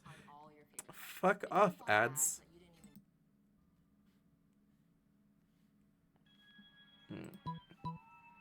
Yeah. Why, of course. This plan involves two of my most favorite strategies: gathering an army and outsourcing work to the disenfranchised. If it involved torture and suppression of dissidents, it would hit all of my favorites, but there might still be time for that later. I don't even have a response to this. You go to the vast homeless population who wander the woods near the school, don't ask, and convince them the cafeteria is a trendy new restaurant that sells food for the most valuable currency of all: positive Whelp reviews.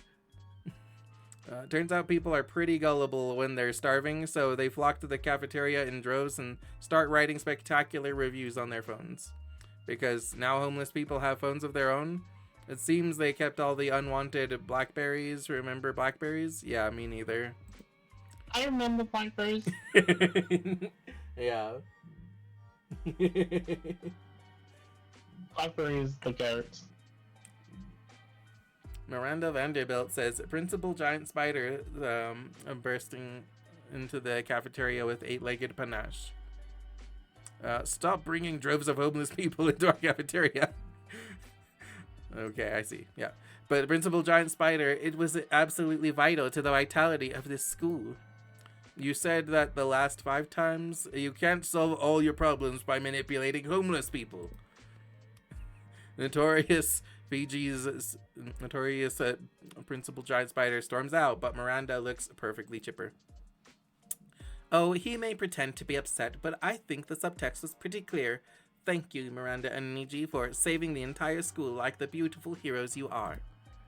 That's 100% a lie, but Miranda called you beautiful. Aw, it's a win. Miranda's so cute. She is. Let's do this! Let's see. I mean, it's like nighttime. I wonder if like... Yeah, fuck it. Nighttime. That sounds like a good time to go to class. That day, you listened to your elders and learned valuable lessons. Sometimes, after all of the monster nonsense and the dating gimmicks, you forget that attending class is supposed to be the primary activity at this high school. You gain +2 smarts. Oh, okay. After your previous adventures, now corpses are an acceptable and quite hot fashion accessory. You've become a well-known trendsetter advocating for your beloved corpses. Life is now all fancy and busy. Luckily, you have your sexy secretary to help you with all your new tasks. Mrs. Nietzsche, we have a problem. If you had assumed your sexy secretary had to be female, then shame on you. It's been leaked that Vogue's next issue will include an article titled 10 Reasons Why Wearing a Corpse as a Fashion Accessory is Not Chic and Probably Also a Crime. I've done some research and found a journalist. It's a bro called Fyodor Fedora. What should we do, boss? As Vogue rules dictate, the only way to subdue a Vogue journalist is by out-journaling them in a journalism duel to the death. Sometimes people need a little push in the right direction. Kill his family and send him their separate heads as a warning. Let's go with a journalism duel to the death. Oh, cool. To the death!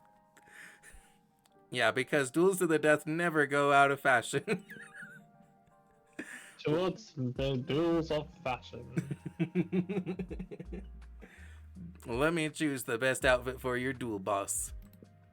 And so you engage in a journalism duel with Fyodor Fedora. To out-journalist Fedora, you write an article titled 10 Reasons Why Wearing a Fedora is Not Cool and Definitely a Crime. Yeah, Miranda's great. It's a very eye-opening article that reflects on the social circumstances during the 20th century that destroyed the fedora's popularity as a symbol of masculine fashion. Vogue's board of executive editors fires Fedora, claiming, now we clearly see it is not in Vogue's best interest to keep someone who wears fedoras. Also, the fact that he just lost a duel to the death makes us believe he is not a safe bet in the long term for this company. And oh, they're right. Your article is so good that you win a Pulitzer, which you totally used to bash Fedora's head into a pulp. Hooray for murder, boss! Yes to murder, but for all the right reasons. Also, Vogue publishes your article, and Fedora's become so uncool that it actually fuels the sale of corpses as a fashionable alternative to them. Vogue pays you +3 money, but they assure you that the real payment has been in experience.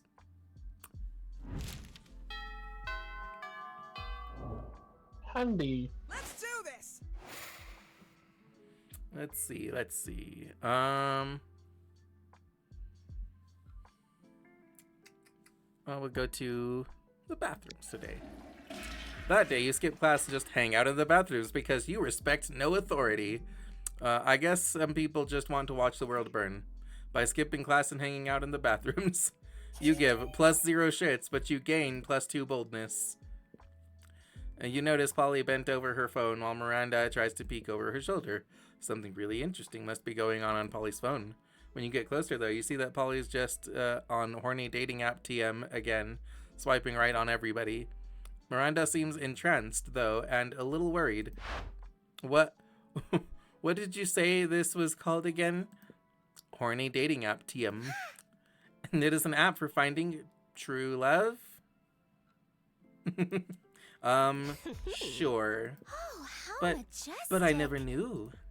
I have spent countless hours going to royal balls and kissing frogs and pretending to be in a magical slumber, when I could simply have been using this app. I mostly just use it for collecting dick pics. What are these dick pics? Tokens of affection? Oh, alas, to be so far behind in my quest for love. I am 19 years old. Sweet summer child. I am 19 years old, practically an old maid, and only now learning of this. Oh, how will I ever make up for lost time? Don't worry, I'll coach you in the mysterious ways of horny dating app TM. You'll have a whole harem in no time. You still don't have horny dating app TM? Why should you worry having horny dating app TM when you can actually own horny dating app TM? Why don't you just buy the entire company?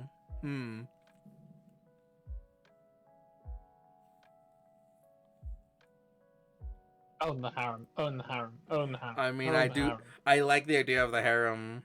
Yeah, Miranda is so great. But I also think it would be funny for her to buy the whole company. But no, I'll tell it. I'll go harem.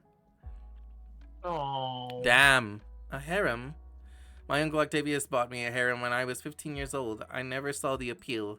Speaking of which, I wonder if anyone has been feeding the concubines.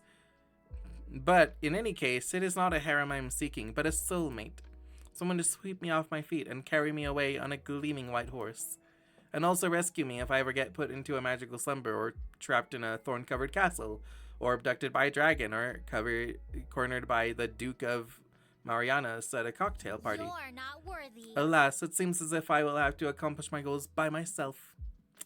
Too bad, you lose -2 boldness and -1 fun. But you do wonder if there's any way you can get invited to that harem. Oh, sorry. That's okay. Let's do this! Keep going, fire. As you approach Scott and Miranda's table, you see that the entire table is covered in exotic silverware. Oh, what's this one for? That's the forking spoon. It's a spoon for picking up your forks so that you don't have to touch them with your fingers. And that one? That's the tooting fork. It's for making sure all your other silverware is tuned to A minor, as is proper. What about this one? That's the dairy knife. It's for milk. Wow, do people ever invent new silverwares? All the time, but none of them are any good. It would take a genius to of true subtlety to improve on the existing canon. A genius of true subtlety? Genius and subtlety are your middle fucking names. You suggest the ultimate new silverware. Idea. The salad harp or hands. I'm gonna go with salad harp. A harp for salad? Why has no one thought of this before? Because it's hard to eat a salad with a harp? Cretin, who said anything about eating? Isn't that what silverware is for? Perish the thought. The true purpose of silverware is to give your hands something to do while you elegantly avoid your food. And nothing is more elegant than playing a subtle element on a harp while your serfs eat your salad for you. My serfs will finish my lunch for me. I'm off to have a harp commissioned. Miranda takes you harp shopping with her. It's a real bonding experience. Afterwards, you both ignore a salad together at a fancy restaurant. Yay! Happiness. Awesome. Let's do this! Okay, so if I'm going to spend my 3 money, it would be now, but I'm going to assume that 3 money is not enough. So let's... Oh, one's not around anyway. Let me see. Where? Okay, I haven't been to the library or the gym. I'm already smart, so... Ah, fuck it, I'll go to the gym.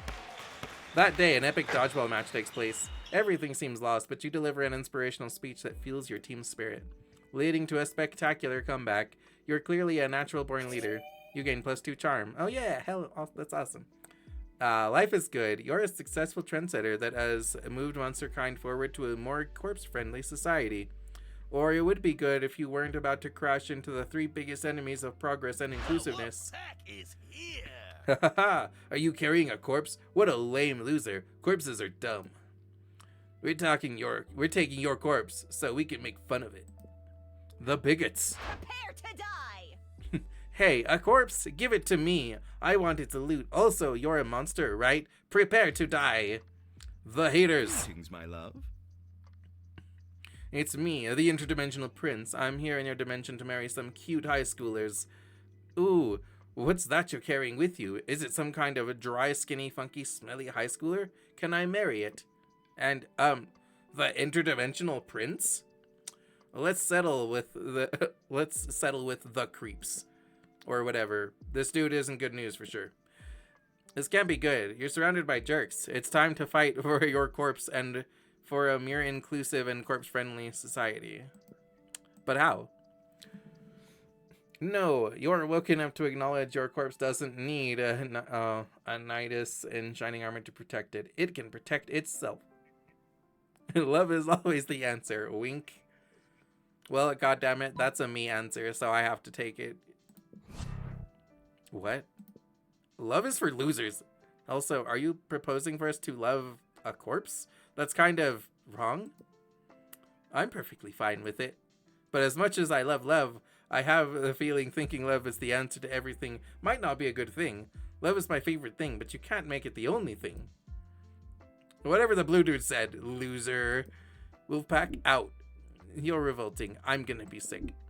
Au revoir. Oh, and I'm totally taking your corpse. A dude that's fine with marrying a corpse just gave you a lesson in love and relationships. That's a new low for you. You lose 2 smarts and 1 charm. Youch. Okay, well. Miranda, Miranda, Miranda. Let's do this! You finally pluck up your courage and ask our beloved to go to the monster prom with you. Ick, my sisters told me that I could get diseases if I dated commoners. Stuff like crabs or poverty. I must decline. Disgusting! You couldn't get a date for monster prom. Actually, you couldn't get a date for the rest of your life. Some nights alone in your bed, you wish sadness was an STD because at least then you wouldn't be getting so much of it. Oh. That's okay. Most likely to become a lasagna. Okay. Miranda is most likely to die in a coup d'etat. Sounds accurate. No. That's okay. Get them next time. Those 3 weeks were maybe the most epic and absurd weeks of our lives. After the monster prom, we kept on living our lives, falling in love, battling for friendship, and learning about who we were and who we could be. And you know what? Like it always does, life happened, and it was wonderful. Miranda started a non-profit to help countries without a monarchy, because all countries should have the right to be graciously ruled by the Mer Kingdom. Vera realized she was a character in a video game, which infuriated her. She spent her life making connections and building power because she's not a part of the game, she plays the game. So be careful, maybe now she's the one pulling your strings. Liam started an iconoclastic band that broke all conventions. Their latest album has been a hit. It has no songs at all. The album is actually just a banana set on fire. And be sure, Liam doesn't care if you don't get it. For those 3 weeks, the monster prom seemed larger than life, and then it was gone, just like that. The battle for monster prom might have ended then, but there were plenty of battles left in that war called youth. But once again, we were young and unafraid, and we were ready to start.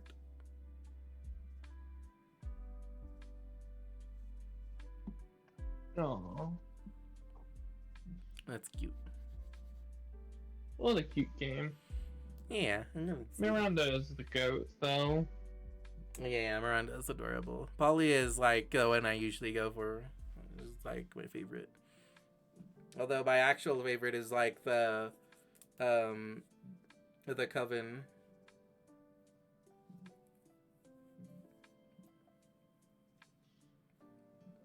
Like if I could, I would just date the whole Witch Coven. I just like how Miranda's in a lot of these. Yeah. As I said, she's the goat.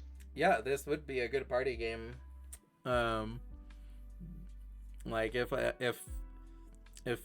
we can get like 4 people that own the game, like it's like fuck yeah, you could have a good fucking time.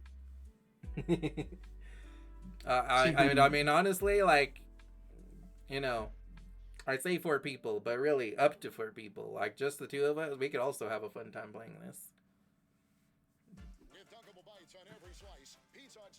Yeah, okay. Fuck off, ads. I don't give a shit about your pizza.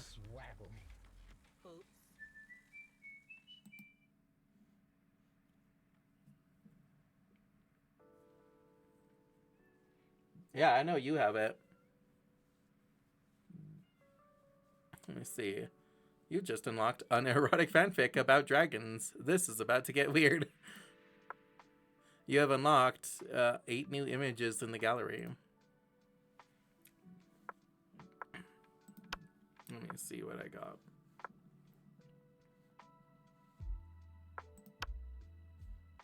Okay.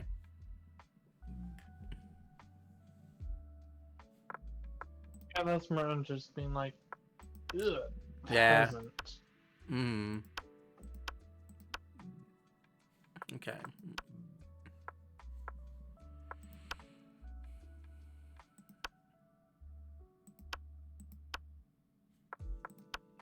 Ooh, nice. There's selection screen concept. Class photo, nice. Yeah, that's cute.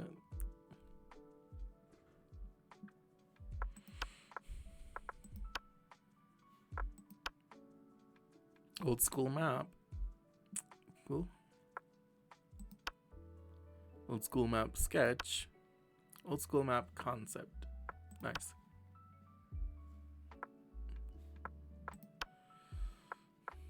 Oh, nice.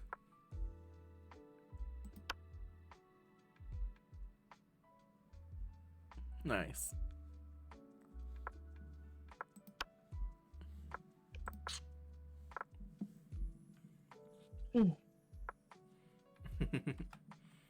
What a fun game. Yeah, it's fun. How are you feeling, sweetie? Feeling good. Yeah? Yeah. I'm glad to hear it.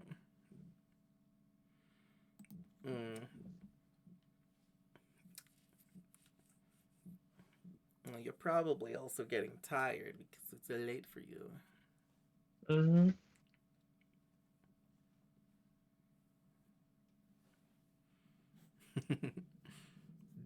Yeah.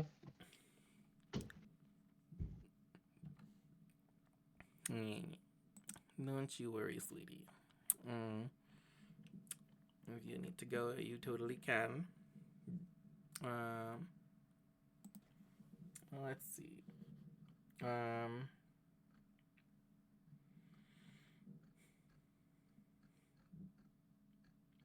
That run didn't take a super long time, so that's good. I'm glad that it was actually fairly short. Because that was a good test. Everything, that one seemed to work fine.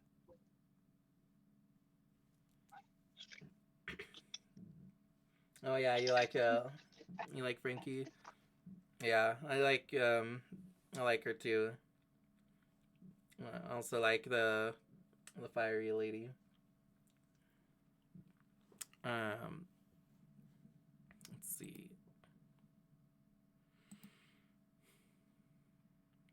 I've already said who I like.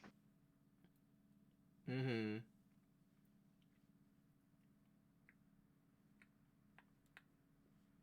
Oh no, I didn't do everything I wanted to try. I could save some other stuff to try next time, but I'm feeling alright still. I can, let me see.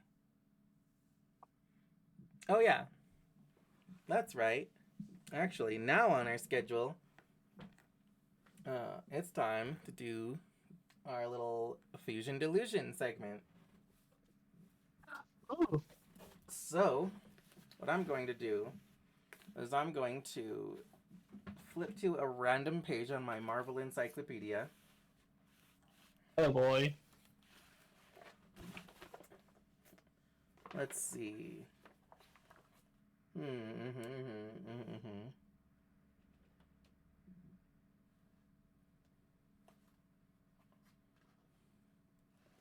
Okay, so it looks like I got Mimic.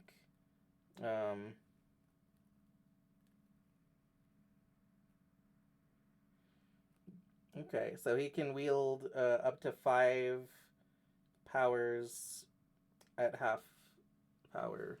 So Mimic copies 5 people at once, but only like half strength.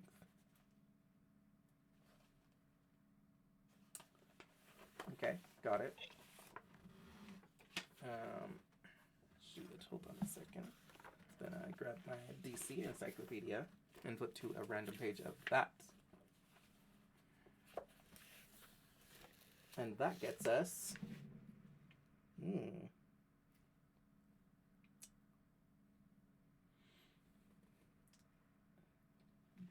Hmm. Let's see. I could go with either Metallo or Mento.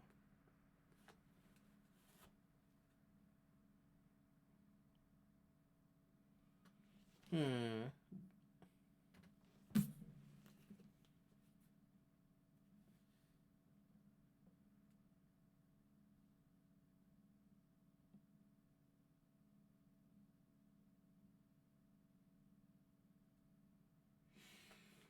I'm gonna go with Metallo. 'Cause I know Metallo is just like basically a fucking like indestructible like Terminator.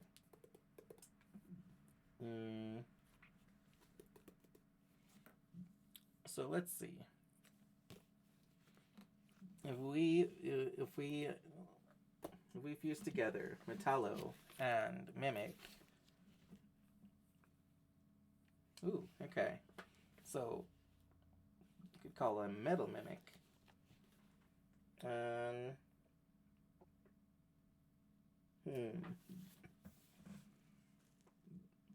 Metal Mimic. Yeah. Yeesh. Yeah, Metal Mimic. And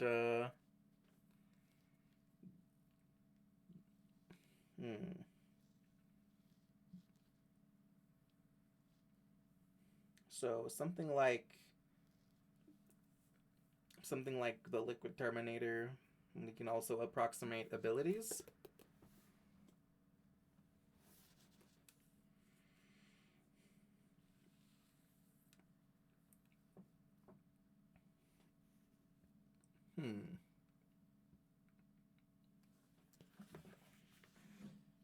Yeah, you know what? That sounds cool. I think that's like good enough for the segment. Metal Mimic can copy abilities and is made of virtually indestructible yet pliable metal.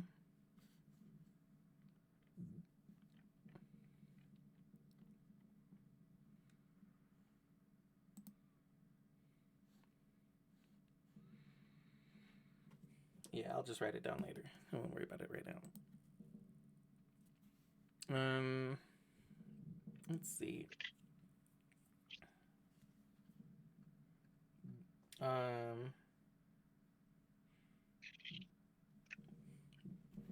So you're good to keep going, sweetie? I'll try to see how, you know. We could also take a little intermission if you want. No, I'm fine. Okay.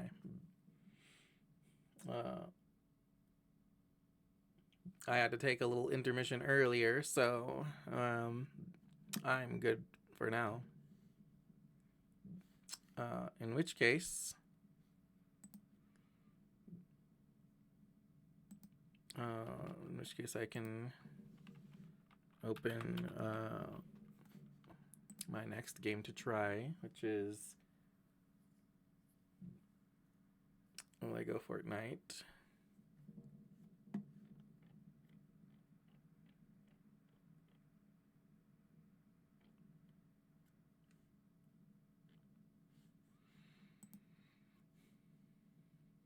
Oh, there it is. Fortnite.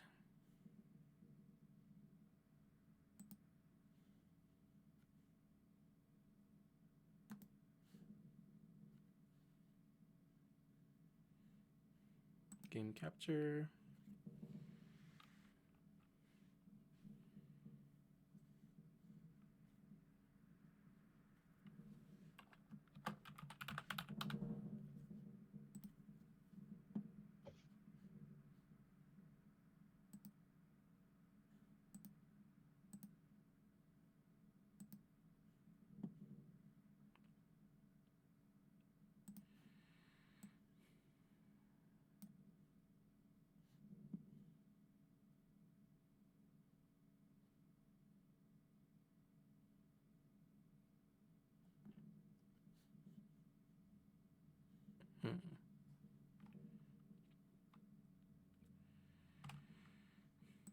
Okay.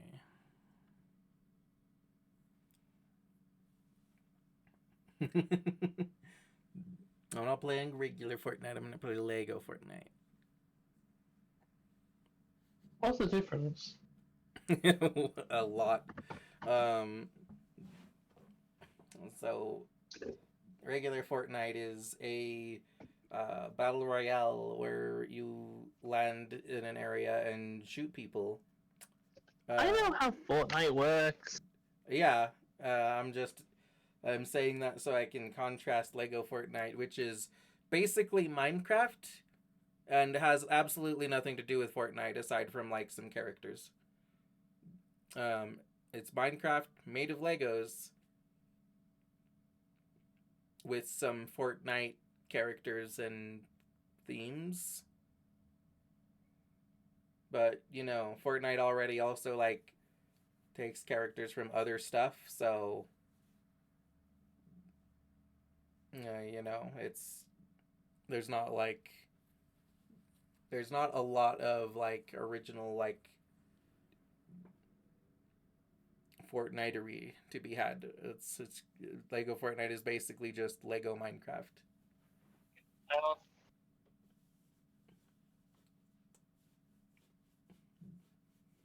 Yeah, like it's literally not a battle royale. It doesn't have like Fortnite mechanics. It has the bus, but you don't have the bus until later.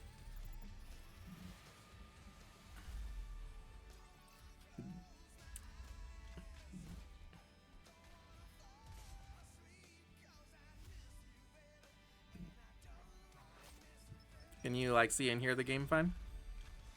Or on screen, guys? Kind of delayed because of crappy internet. Well, that's okay. Yeah, get out of here. Passes. Yeah, okay, thanks, cute. Let me just like... Huh. Why isn't it showing up?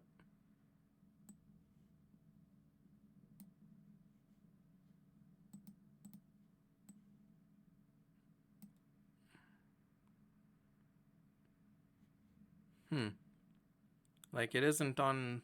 It's not showing on screen, is it?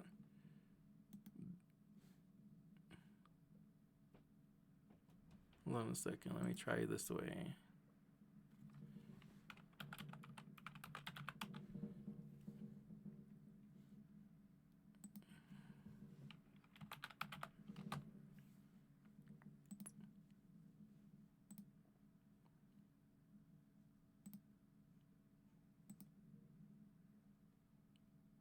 Yeah, captured Fortnite. There we go. Now it's being captured.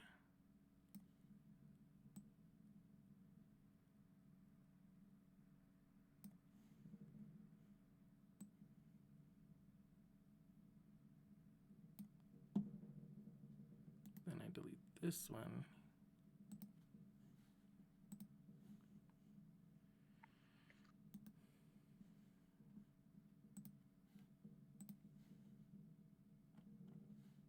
Okay.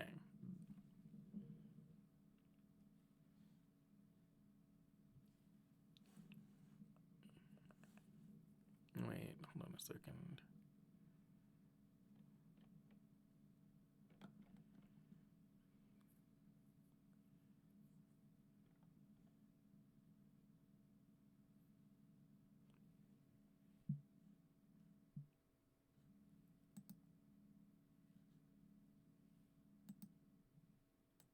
Oh, no, not that.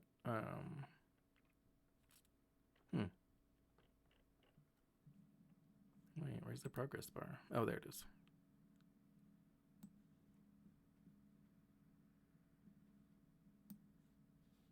There we go. Oh shit, wait. I need to put the hearts over it too. There we go. Okay.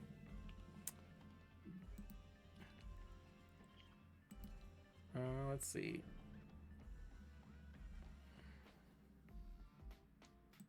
I'll just go into this little world.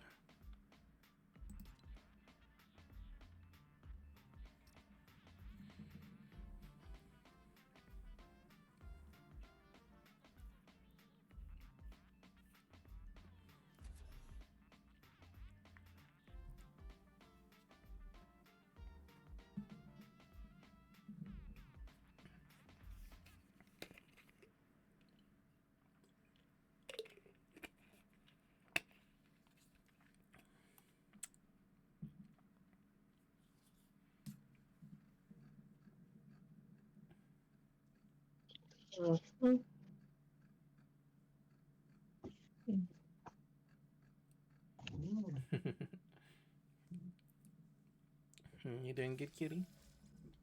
The problem with having so much like game stuff is like, that's so much choice.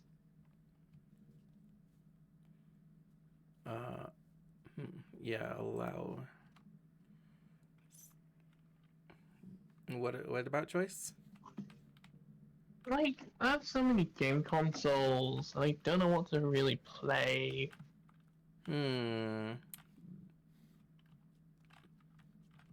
Sounds like. I'll just watch you. Yeah. Let me show you It's what. mostly just to distract myself. Yeah, let me show you what Lego Fortnite is.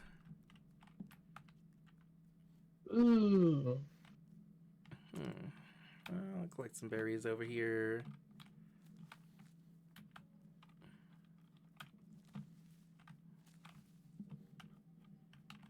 Let's see, what kind of quests do I have?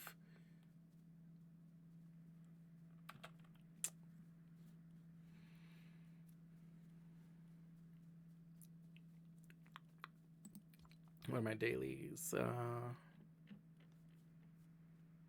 Defeat bandit enemies, defeat enemies in caves, defeat skeleton enemies, go to different biomes, harvest cacti with an axe.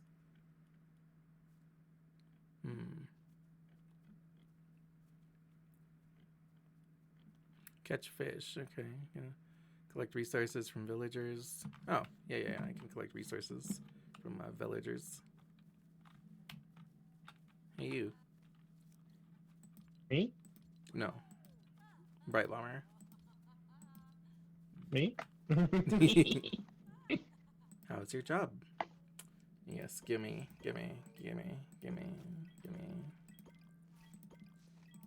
Take it, thank you.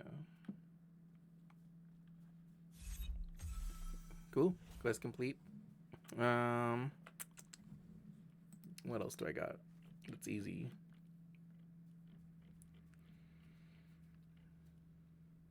Collect wood, stone, metal, or gem. Craft tools. Oh, that's easy. Defeat enemy creatures. Okay. Yeah, I can do that while I'm fighting skeletons. So, I mean, the skeletons count. They also count as minifigs. Excuse me, skeletons? Yep. It's not just PvP. No, I'm telling you, this isn't Fortnite. This is like Lego Fortnite is just a complete different thing. There are no other players in this server. This is mine. PvE then. Yep. Like it is Fortnite, but I mean literally it is Minecraft. Like the so it's just more akin to the actual Lego games. Yeah. Yeah, give me my pumpkin, give me my chillberries. Give me chillberries. Okay. Alright, so I've got a good like sword. And I've got guns.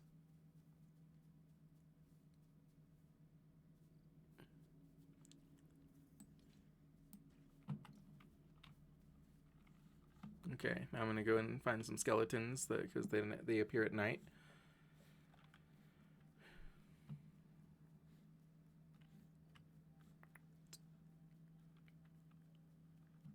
Spooky, scary skeletons.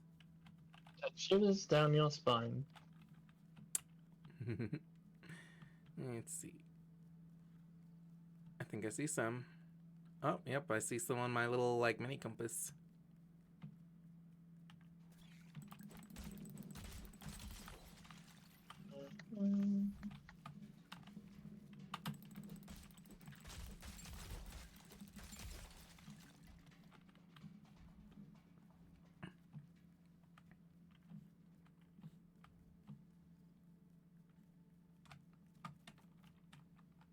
Let's see, what is it? Is it? There we go, it's control.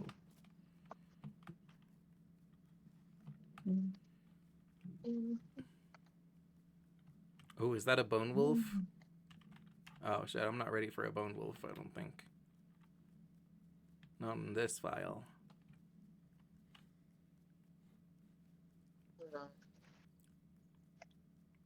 What do I want to make this weird little thing? Oop.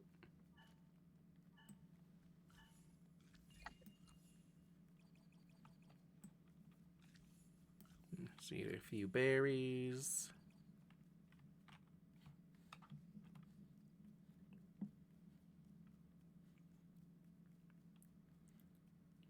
Oh, hey. Yeah, I'll follow that icon.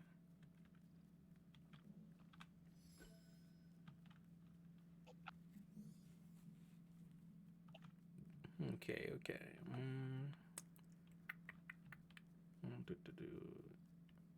Why are there so few skeletons?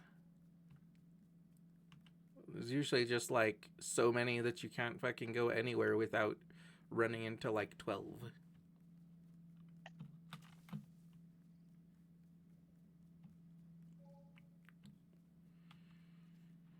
Okay, there's a couple skeletons.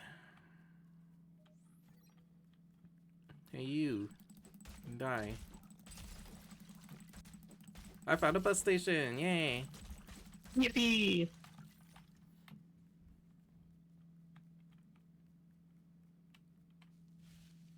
Fuck yeah.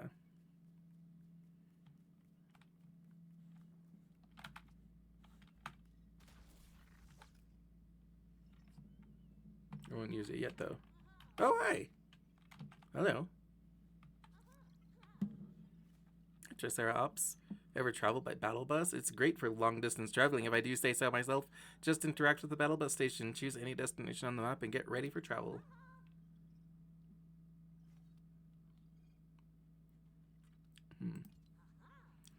You sure can. You'll need metal plates, granite slabs, and planks, as well as something new, rift shards. You can get rift shards when destroying battle bus stations or by defeating golems on the Lost Isles. Don't forget to destroy a battle bus station. You'll need a really strong pickaxe. Okay. After you destroy a battle bus station, you'll be able to place a new one straight away. Got it, thanks.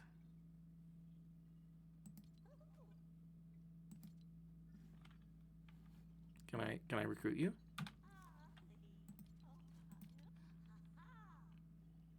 Nope. Okay. Actually, let me ask her if I can find more of them. Because it never told me if I could, like, find more, but it also never... I'm not sure, but I've noticed the battle bus stations make a distinctive noise when you draw near, so keep your ears peeled.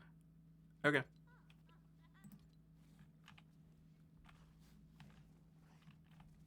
Hey, wolf.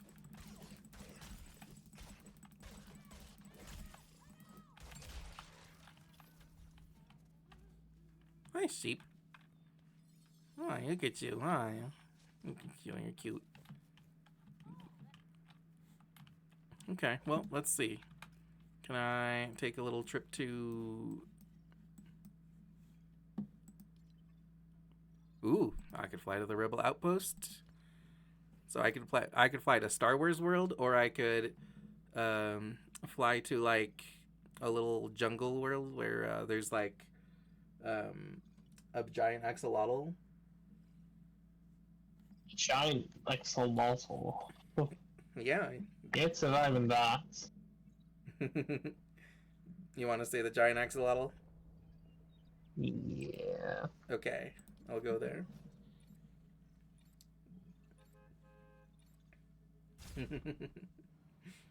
Yeah, Alex votes Jungle World too. So the Star Wars world isn't space. It's like they got stranded on an island.